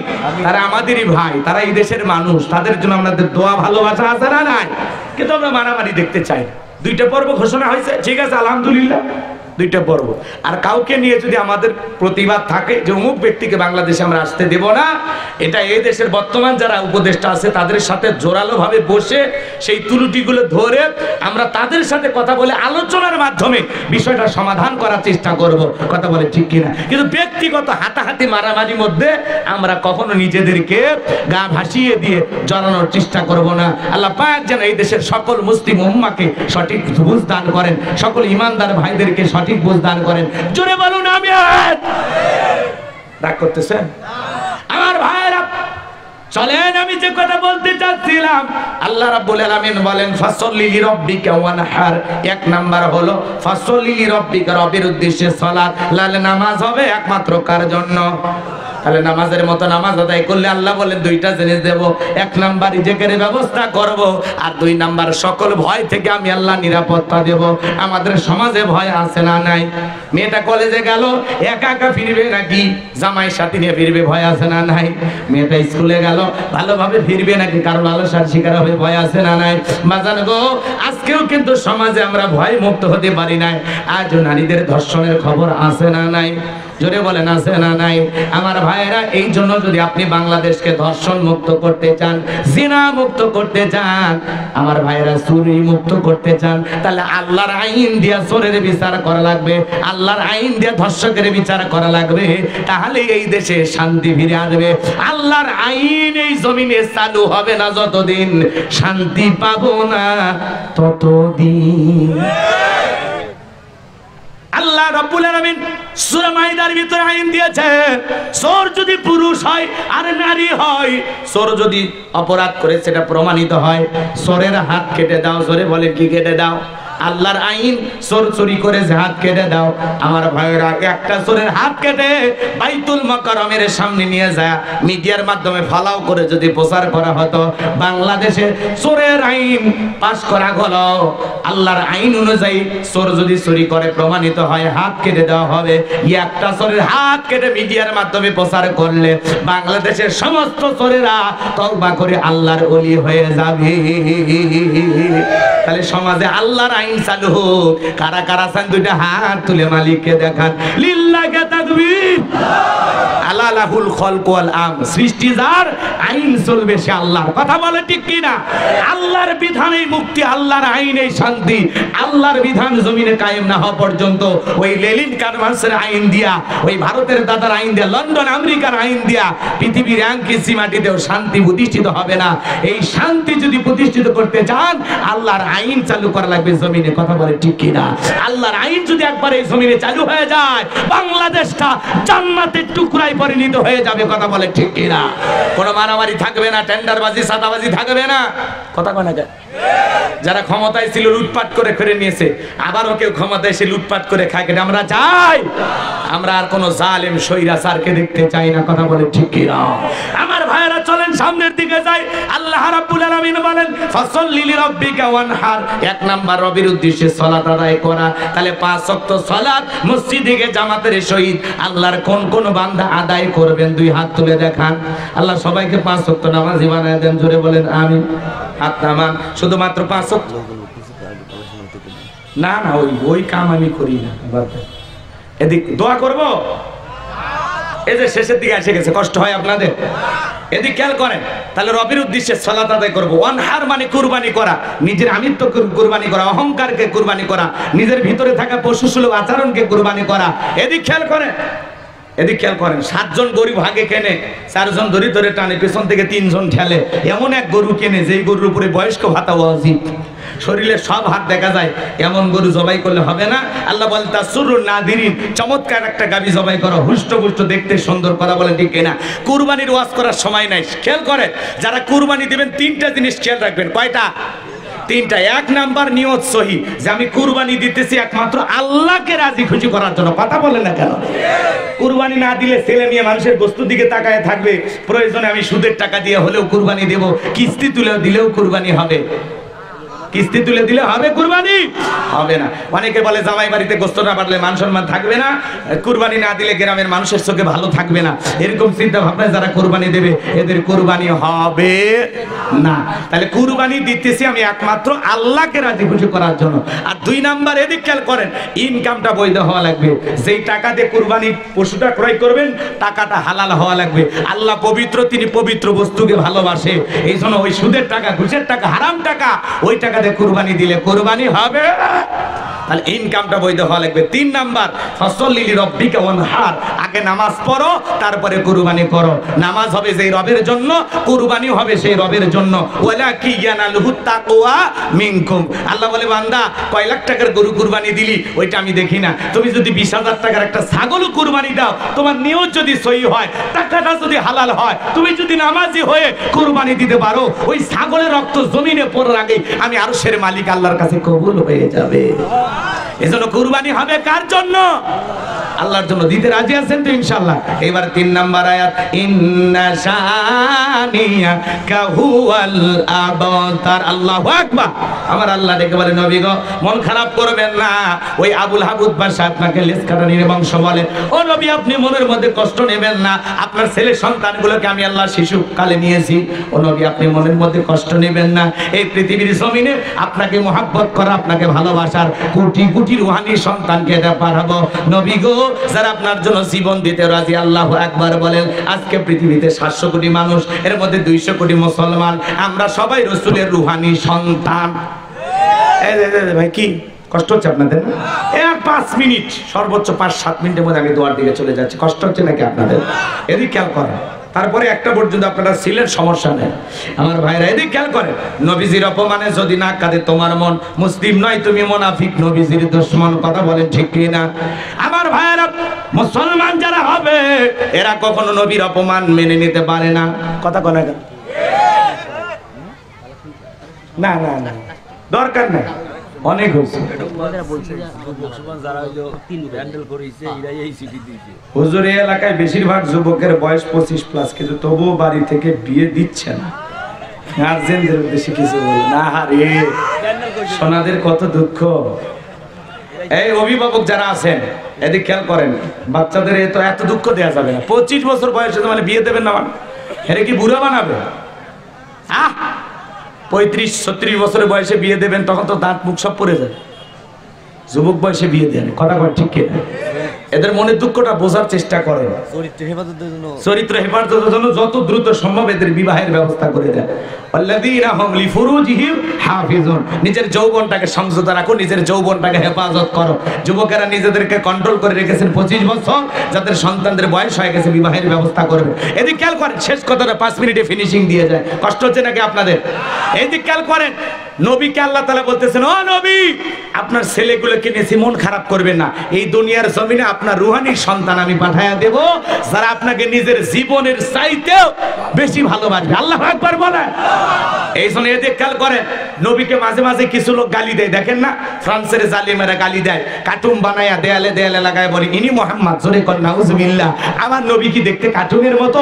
এই পৃথিবীর সবচাইতে সুন্দর মানুষটির নাম মুহাম্মাদুর রাসূলুল্লাহ সাল্লাল্লাহু আলাইহি ওয়াসাল্লাম। যে নবীর চরিত্রের সার্টিফিকেট আল্লাহ দিয়ে বলেন, ওয়া ইন্নাকা লাআলা খুলুকিন আযীম। নবী গো, আপনি হলেন পুত পবিত্র মহান চরিত্রের অধিকারী। বলুন আল্লাহু আকবার। আযীম আরবিতে এমন একটি শব্দ যার গভীরতা মাপা যায় না। আমার ভাইরা, তাহলে নবীর চরিত্রের সার্টিফিকেট দিয়েছেন কে? সেই নবীকে নিয়ে বাজে মন্তব্য করবে যারা, কুরুচিপূর্ণ কথা বলবে যারা, মনে রাখবেন বাপ ছাড়া অবৈধভাবে দুনিয়াতে জন্ম হয়েছে তারা। যারা নবীকে গালি দেবে তাদের জন্মের ঠিক নাই। মক্কা নগরীতে গালি দিয়েছিল ওলীদ বিন মুগীরা, নবীকে গালি দিচ্ছেন অকাট্য ভাষায়। নবীকে এত গালি দিতেছেন, নবী সহ্য করে, কিন্তু আসমানের মালিক আল্লাহ সহ্য করে না। আমার আল্লাহ তখন আয়াত নাজিল করে বলেন, উতুল্লিম বাদা যালিকা জানিম। নবী গো, এই ওলীদ বিন মুগীরা আপনাকে গালি দেয়, এ হলো পিতৃ পরিচয়হীন জারর সন্তান, এর জন্মের ঠিক নাই, একটা বাচ্চা। ওলীদ বিন মুগীরা আরবের মানুষ দেখে বলে, নবী এত বড় কথা, আমার জন্মের ঠিক নাই, আপনি থাকেন, আমি বাড়িতে যাই। ছেলেটা বৈধ না অবৈধ জানে কে? ফ্যাক্টরির মালিক, তার মানে মা। কথা বলে ঠিক না? আমার ভাইয়েরা এদিকে খেয়াল করেন। এইবার ওলীদ বিন মুগীরা বাড়িতে চলে গেল, তার মায়ের নাম ছিল ঝর্ণা। ডেকে বলে, মা করবি না কোনো তাল বাহানা, আমার নাকি জন্মের ঠিক নাই। নবী মুহাম্মদ সাল্লাল্লাহু আলাইহি ওয়াসাল্লাম আমারে বলেছেন, উতুল্লিম বাদা যালিকা জানিম, আমি নাকি পিতৃ পরিচয় হই যার সন্তান। ওলীদ বিন মুগীরার মা বলতেছে, বাবা রে, আমারও বয়স হয়ে গেছে, মিথ্যা কথা বলবো না। আর মনে মনে ভাবে, এত গোপন খবর নবী জানলো কেমনে? নবী তো জানতেন না, নবীকে জানিয়ে দিয়েছেন তিনি কে? আর একটু জোরে বলেন কে? এ ভাই, ও হুজুর, হুজুর, ছেলে পেলে পাঠায় দেন। মহিলা প্যান্ডেল, পুরুষ প্যান্ডেলে আরেকবার ছেলেরা যাবে, যারা এখনো দিতে পারেন নাই একটু মাদ্রাসার জন্য দান করবেন। মহিলা প্যান্ডেল পাঠায় দেন, জি জি পাঠায় দেন। এদিক খেয়াল করেন, ওলীদ বিন মুগীরার মা বলতেছে, বাবা রে, তোর বাবা ব্যবসা বাণিজ্যের কাছে এতটাই ব্যস্ত, তোর বাবা ব্যবসা চেনে, টাকা আসেনি, কিন্তু তোর মায়ের মন বোঝে না। সে যে কেন আসে না, কিছু ভালো লাগে না। এবার আসুক, তারে আমি মজা দেখাবো। দেখবেন ভাই যখন বিদেশে থাকে, এলাকায় দেবর রামজানি কমে না পারে, ওরা তখন এসে স্লোগান দেয়, ভাই ভাইয়া তোমার বর, আমি যে দেবর। ভেবে দেখো ভাবি, কার কত দাবি। ভাই গেছে মালয়েশিয়া, আমি তো দেশে আসি। কথা কন নাকি আপনারা? রাগ করতেছেন মনে হয়। মা বোন যারা বসে আলোচনা শুনতেছেন, মা, দুইটা পুরুষ হইতে দূরত্ব বজায় রাখবেন। একটা দেবর আর একটু দুলা ভাই, এরা হলো মৃত্যু তুল্য, বিষাক্ত সাপের চাইতেও ভয়ঙ্কর। কথা কন নাকি? এই জন্য মা বোনদেরকে বলো, মা, 4টা আমলে আপনাদের জন্য একটা জান্নাতের দরজা খোলা। 1 নাম্বার 5 ওয়াক্ত সালাত, 2 নাম্বার হলো রোজা, 3 নাম্বার স্বামীর খেদমত, 4 নাম্বার হলো ফরজ পর্দা। মা বোনদের আমল কম, দাম বেশি, জোরে কোন মারহাবা। মা বোনেরা 5 ওয়াক্ত সালাত সঠিকভাবে পড়ে না। যোহর পরে আসরের সময়, আসর পরে মাগরিবের সময়। আর মাগরিবের নামাজ হাঁসের বাচ্চা, গরু ছাগল তুলবার যায় শেষ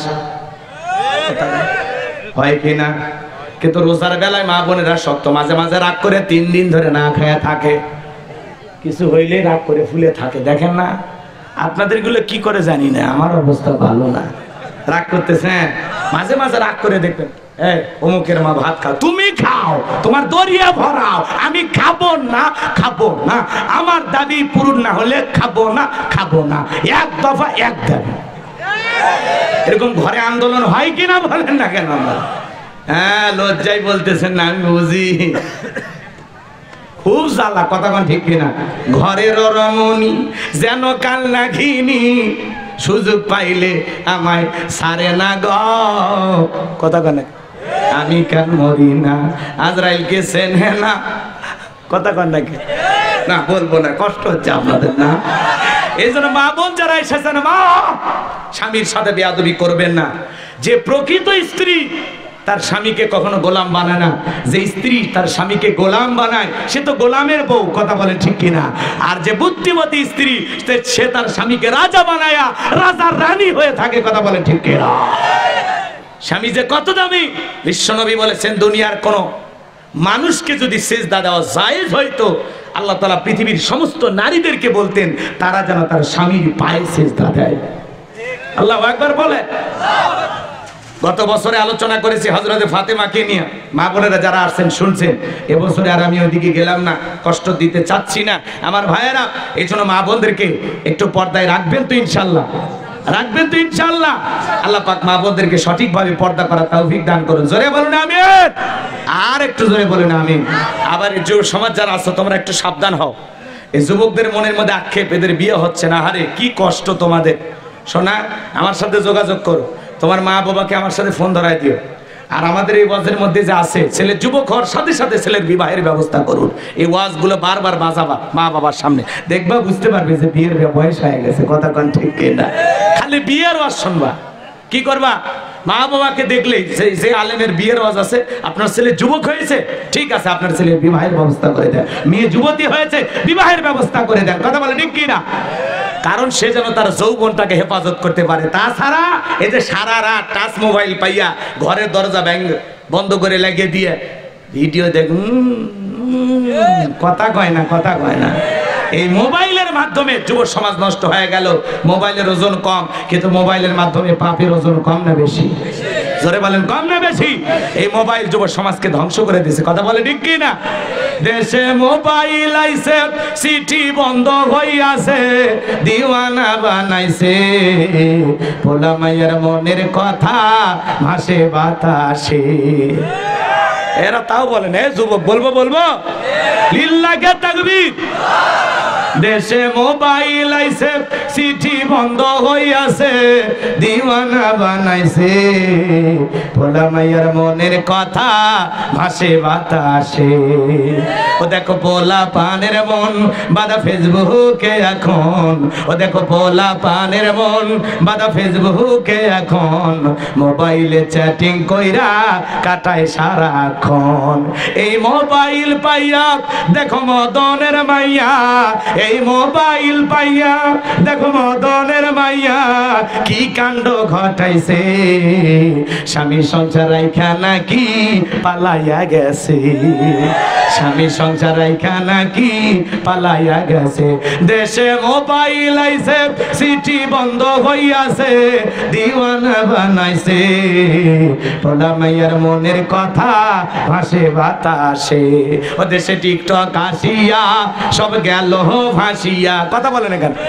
ছোট ছোট বাচ্চা সেও টিকটক করে, মহিলা নুডলস রান্না করে তাও টিকটক করে। হ্যালো বন্ধুরা, দেখেন কিভাবে নুডলসটা রান্না করতে হয়। মনে হয় সাপাত একটা, কথা কর না কে আছে না? নাই, স্বামী শুইয়া আছে তাও টিকটক করতেছে, দেখছেন না আপনারা?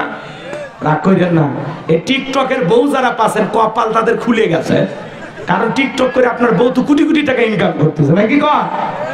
বইয়ের চেহারা দেখাইয়া যেই নারী তার সৌন্দর্য প্রদর্শন করে টাকা ইনকাম করে, একটা পতিতা আর ওর মধ্যে কোনো পার্থক্য নাই, কথা বলে ঠিক না? খবরদার কোন মহিলা টিকটক করবেন না। কি হয়েছে আপনার? একটু আয়নার যে সাজে গুজে টিকটক করে, আর কি রং ঢং, বাপরে বাপ, মানে বিশ্ব সুন্দরী যে জান্নাতের হুর পালিয়ে আসছে, সৌন্দর্য দেখানোর লোক পাচ্ছে না, টিকটক করে ফেসবুকে সোশ্যাল মিডিয়ায় ভিডিও ছাড়তেছে, কথা কর না? এই টিকটক বউ যারা পাচ্ছে, টিকটক আর বউ, এদের কপালে দুনিয়াতে জাহান্নাম ঝুঁকছে, কথা কর ঠিক না? বউ যদি টিকটক করে মাথা ঠিক থাকে, আমার বউ মানুষ দেখবে এটা বউ, ওই বউ রাখার দরকার আছে, ডাইরেক্ট তালাক দেয়। টিকটকের বউ নিয়ে শান্তি পাবেন না, ও তো রং ঢং করে কি করবে নিজেও জানে না, কথা কর না কে? আল্লাহ ওই সমস্ত নারীদের হেদায়েত দান করেন, জোরে বলেন আমিন। তুমি নির্লজ্জ, তুমি বেহায়া, কোন ভদ্র সম্ভ্রান্ত ফ্যামিলির মেয়ে বোরকা ছাড়া পর্দা ছাড়া বাহিরে আসতে পারে না। টিকটক করা তো দূরের কথা, কথা কর ঠিক কিনা? তুমি সোশ্যাল মিডিয়ায় টিকটক করে তোমার ছবি ছাড়ো, উল্টা পাল্টা রং ঢং করো, শুয়ে বসে বাথরুমে যাও টিকটক করো। আল্লাহ এদের হেদায়েত দান করুক, জোরে বলেন আমিন। দেশে টিকটক আসিয়া সব গেল ভাসিয়া, সিদ্দিক সোরা নায়ক হইছে আইডি খুলিয়া। এই মোবাইলে হাই কি জাদু আছে ভাই, পোলা পান বুইজাছে, পড়ালেখা তুইলা রাখছে সপ্তম আকাশে। যাই হোক বাজান, রাত্রি বেশি হয়ে গেছে, আমি বলবো না। এইবার বলি বিন মুগিরার মা বলতেছে, বাবা রে তোর বাবা ব্যবসা বাণিজ্যের কাজে এতটাই ব্যস্ত থাকতো, যার ফলে তোর চাচা দিয়া মনের ভালোবাসা পূরণ করেছিলাম, যার ফলে তোর জন্ম হয়েছে। নবী যে তত্ত্ব দিয়েছে সত্য, তোর বাপে তোরে জন্ম দেয় নাই, তোর তার চাচাই তোরে জন্ম দিয়েছে। এই কথা দ্বারা প্রমাণ হয় নবীকে গালি দেয় যারা, অবৈধভাবে দুনিয়াতে জন্ম হয়েছে তারা। ভারতের যেই কুলাঙ্গার নবীকে গালি দিয়েছে, সেই কুলাঙ্গারের ফাঁসি চাই, কথা বলে ঠিক কিনা? মাঝে মাঝে বাংলাদেশে দুই একজন নাস্তিক বেঈমানের জন্ম হয়, ওরা নবী কিনে বাজে মন্তব্য করে, আম্মা জান আয়েশাকে নিয়ে কটূক্তি করে। যারা আম্মা জান আয়েশার ইজ্জতে ঘাত দিয়ে গালি দেবে, আমার নবীজি কিনে বাজে কুরুচিপূর্ণ মন্তব্য করবে, ওই সমস্ত নাস্তিক বেঈমানদের কোনো ছাড় নাই।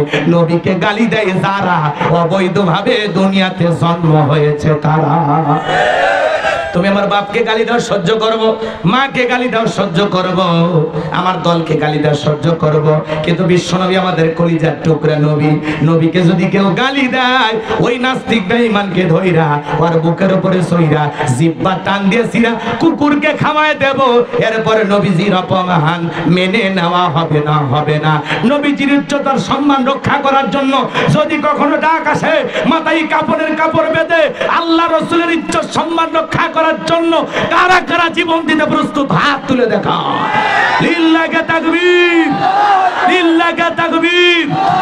নবীজির অপমান সইবে না রে মুসলমান, নবীজির অপমান সইবে না রে মুসলমান। বিশ্ব নবীর উম্মতেরা লিল্লাহি তাকবীর। কষ্ট হয় আমার ভাইয়েরা, আমরা রাসূলের উম্মত, আমরা নবীকে নিজের জীবনের চাইতে বেশি ভালোবাসি, কথা কল ঠিক কিনা?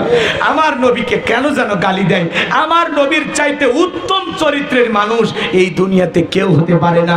যে নবী 63 বছরের জিন্দেগিতে একটি মিথ্যা কথা বলেন নাই, কাউকে ফুলের টোকা দেন নাই, কারো মনে কষ্ট দিয়ে কথা দেন নাই, এমন পবিত্র মানুষের পবিত্র চরিত্রে আঘাত দিয়ে যারা কথা বলে, এদের চাইতে বড় জানোয়ার আর কেউ হতে পারে না, কথা বলে ঠিক কিনা? এই জন্য নবীকে গালি দেবে যারা, ডাইরেক্ট বুঝে নেবেন অবৈধ সন্তান তারা। মনে থাকবে তো ইনশাআল্লাহ? নবীকে যেই গালি দেবে তার জন্মের ঠিক নাই, কথা ঠিক কিনা? আল্লাহ পাক আমাদের সবাইকে রাসূলের খাঁটি উম্মত হওয়ার তৌফিক দান করুন। ওয়া আখিরি দাওয়ানা আনিল হামদুলিল্লাহি রাব্বিল আলামিন। সকলে ধরে দেখবেন পড়ুন, আল্লাহুম্মা সাল্লি আলা মুহাম্মদ ওয়া আলা আলি মুহাম্মদ কামা সাল্লাইতা আলা ইব্রাহিম ওয়া আলা আলি ইব্রাহিম ইন্নাকা হামিদুম মাজিদ। আল্লাহুম্মা বারিক আলা মুহাম্মদ ওয়া আলা আলি মুহাম্মদ কামা বারাকতা আলা ইব্রাহিম ওয়া আলা আলি ইব্রাহিম ইন্নাকা হামিদুম মাজিদ। যুবকেরা যে আপত্তি করছে, 25 বছর যাদের বয়স হয়েছে, এর কি না মজা না ঠাট্টা না, অবশ্যই সন্তানদের বিবাহের ব্যবস্থা করবেন। আল্লাহ প্রবাসীরা অনেক অর্থ, জি জি হুজুর দোয়া, আল্লাহুম্মা আমিন। রব্বানা যালামনা আনফুসানা ওয়া ইল্লাম তাগফির লানা ওয়া তারহামনা লানাকুনান্না মিনাল খাসিরিন। আহমদ আলী হিফজুল কোরআন ইতিমখানা ক্যাডেট মাদ্রাসার উদ্যোগে আজকের বিরাট ইসলামী জলসার সম্মানিত শ্রদ্ধাভাজন সভাপতি জনাব আলহাজ মাওলানা মাহতাব বিন মসিরকে কবুল করো, প্রধান অতিথি প্রফেসর ডক্টর মোহাম্মদ জাকির হোসেনকে কবুল করো, বিশেষ অতিথি মাওলানা মোহাম্মদ মুখলিস রহমানকে কবুল করো। আলোচনাকে ধন্য করেছেন হযরত মাওলানা মাহতাব বিন মুসির সাহেবকে কবুল করো, কারি মোহাম্মদ শরীফ আহমেদকে আল্লাহ কবুল করো। যে বাড়িতে খানা খাইলাম বসলাম, ওই বাড়ির উপর খাস রহমত বরকত নাজিল করো। আমার যে হুজুর ভাই দাওয়াত দিয়েছেন, বারবার মোবাইলে যোগাযোগ করেছেন, আল্লাহ হুজুরের হায়াত বাড়া দেন, জিন্দেগির গুনাহগুলো মাফ করে দেন রব্বুল আলামিন। আজকের মাহফিলে নগদে বাকিতে যত মানুষ টাকা পয়সা দান করেছে, আল্লাহ সকলের দানগুলো কবুল আর মঞ্জুর করে নাও। এ দান আসলে করে কোটি কোটি টাকার মালিক বানায় দাও, দুনিয়া আখিরাতে ইজ্জত সম্মান বাড়ায় দাও। আমরা যারা হাত তুলে ধরেছি, আমাদের অনেকের মা নাই বাবা নাই, ইতিম বানায় কবরে চলে গেছে। জনম দুঃখিনী মায়ের কথাকে ভোলা যায়, আদরের বাবার কথাকে ভোলা যায়। যে মা 10 মাস 10 দিন গর্ভে ঠাই দিয়েছে, প্রসবের যাতনা সহ্য করেছে, আল্লাহ এই জনম দুঃখিনী মায়ের কবরে আর সবটুকু পৌঁছায় দাও। মা বাবার কবর জান্নাতের বাগান বানায় দাও। রব্বির হামহুমা কামা রব্বায়ানি সগীরা, ওয়া রব্বির হামহুমা কামা রব্বায়ানি সগীরা। আল্লাহ আমাদের পিতামাতা যাদের বেঁচে আছে, পিতামাতার খেদমত করে তাদের মুখে হাসি ফোটাইয়া জান্নাত অর্জন করার তৌফিক দিয়া দাও। পাড়া প্রতিবেশী যারা কবরে চলে গেছে মাফ করে দাও। আল্লাহ তাআলা এই মাদ্রাসার আশেপাশে যত কবরস্থান আছে আল্লাহ সমস্ত কবরবাসীর কবর আযাবগুলো মাফ করে দাও। আল্লাহ তাদের কবরগুলো জান্নাতের বাগান বানায় দাও রব্বুল আলামিন। আল্লাহ আজকের মাহফিলে যত মানুষ হাত তুলেছে তাকায় দেখো, কত দাড়ি ফাঁকা মুরব্বিরা, যুবকেরা, আলেম ওলামা, পর্দানিশী মা বোনেরা হাত তুলে ধরেছে। আল্লাহ যারা হাত দোকানা পছন্দ হয় সে হাতের বদলতে আজকের দোয়াকে কবুল আর মঞ্জুর করে দাও। ও মালিক, মালিক, এই গভীর নিশীতে তাহাজ্জুদের নামাজের সময় তাকায় দেখো কত বান্দারা হাত তুলে ধরেছে গো আল্লাহ। আমরা তো তোমার গোলাম, নফসের ধোকায় পড়ে দুনিয়ার মোহাব্বতে পড়ে অনেক গুনাহ করেছি আল্লাহ। দিনের আলোতে রাতের আধারে গোপনে প্রকাশ্যে যত গুনাহ করেছি আল্লাহ, আমাদের সকলের তামাম জিন্দেগির গুনাহগুলো মাফ করে দাও রব্বুল আলামিন। আল্লাহ আমাদের সবাইকে তুমি মাফ করে দাও। তুমি রহমান, তুমি রহিম, তুমি বড় দয়ালু। ওয়া আনতার হামুর রহিম, তুমি দয়ালুর মধ্যে সর্বশ্রেষ্ঠ দয়ালু। আল্লাহ তুমি যদি মাফ না করো আমরা কার কাছে যাব? আমাদের সকলের তামাম জিন্দেগির গুনাহগুলো মাফ করে দাও আল্লাহ। ওই কঠিন ভয়ঙ্কর জাহান্নামের আগুন থেকে মুক্তি দাও। ওই জাহান্নামের আযাব শাস্তি সহ্য করার মতো ক্ষমতা আমাদের নাই। রব্বানা সিফান্না আযাবা জাহান্নাম ইন্না আযাবাহা কানা গরামা। রব্বানা আতিনা ফিদ দুনিয়া হাসানাতাও ওয়া ফিল আখিরাতি হাসানাতাও ওয়া কিনা আযাবান নার। আল্লাহুম্মা আজরিনি মিনান নার, আল্লাহুম্মা আজরিনি মিনান নার। আল্লাহ আমাদের সবাইকে আপনি মাফ করে দেন। আল্লাহ আমাদের সবাইকে আপনি মাফ করে দেন। আল্লাহ তুমি যদি মাফ না করো আমরা কার কাছে যাব? আল্লাহ, আল্লাহ আমাদের সবাইকে তুমি মাফ করে দাও। আল্লাহ আমাদের কবরের সলজব সহজ করে দিও, ঈমান ও মৃত্যু নসিব করে দিও। আল্লাহ মরণের আগে কালেমা জিহ্বাই জারি করে দিও। আল্লাহ তামাম পৃথিবীর মুসলিম উম্মাহকে হেফাজত করো। ফিলিস্তিনি মুসলমানদেরকে বিজয় দাও। বাংলাদেশের মসজিদ মাদ্রাসাগুলো কবুল করো। হক্কানি ওলামা ইকরামদের কবুল করো। আল্লাহ এই জমিনকে ইসলামের জন্য কবুল করে নাও। হে রব্বুল আলামিন, এ মাদ্রাসাকে কবুল করে না, মাদ্রাসার ওস্তাদ ছাত্রদের কবুল করে নাও। একজন হাফেজের মাথায় পাগড়ি পরায় দিলাম, মৃত্যু পর্যন্ত কোরআন সিনার ভিতরে ধরে রাখার তৌফিক দাও। সে বাড়িতে খানা খাইলাম আল্লাহ, আমাদের প্রিয় ভাই বড় মহাব্বত করে ভালোবাসে, তার প্রিয়তম স্ত্রীকে হারিয়েছেন আল্লাহ, তার স্ত্রীর কবরটা জান্নাতের বাগান বানায় দাও। এতিম মেয়েটাকে আল্লাহ সুস্থতার সহিত নেখায় দান করো। ফাতেমা খাদিজার উত্তরসূরি হিসেবে আল্লাহ কবুল করে নাও রব্বুল আলামিন। মা বোনেরা কষ্ট করে রান্না করে খাওয়াইছেন আল্লাহ, মা বোনদের হায়াত বাড়ায় দেন। পর্দানিশী মা বোনেরা যারা হাত তুলেছেন নামাজি বানায় দেন আল্লাহ তাআলা। পর্দা করা তৌফিক দেন, স্বামীর খেদমত করা তৌফিক দেন।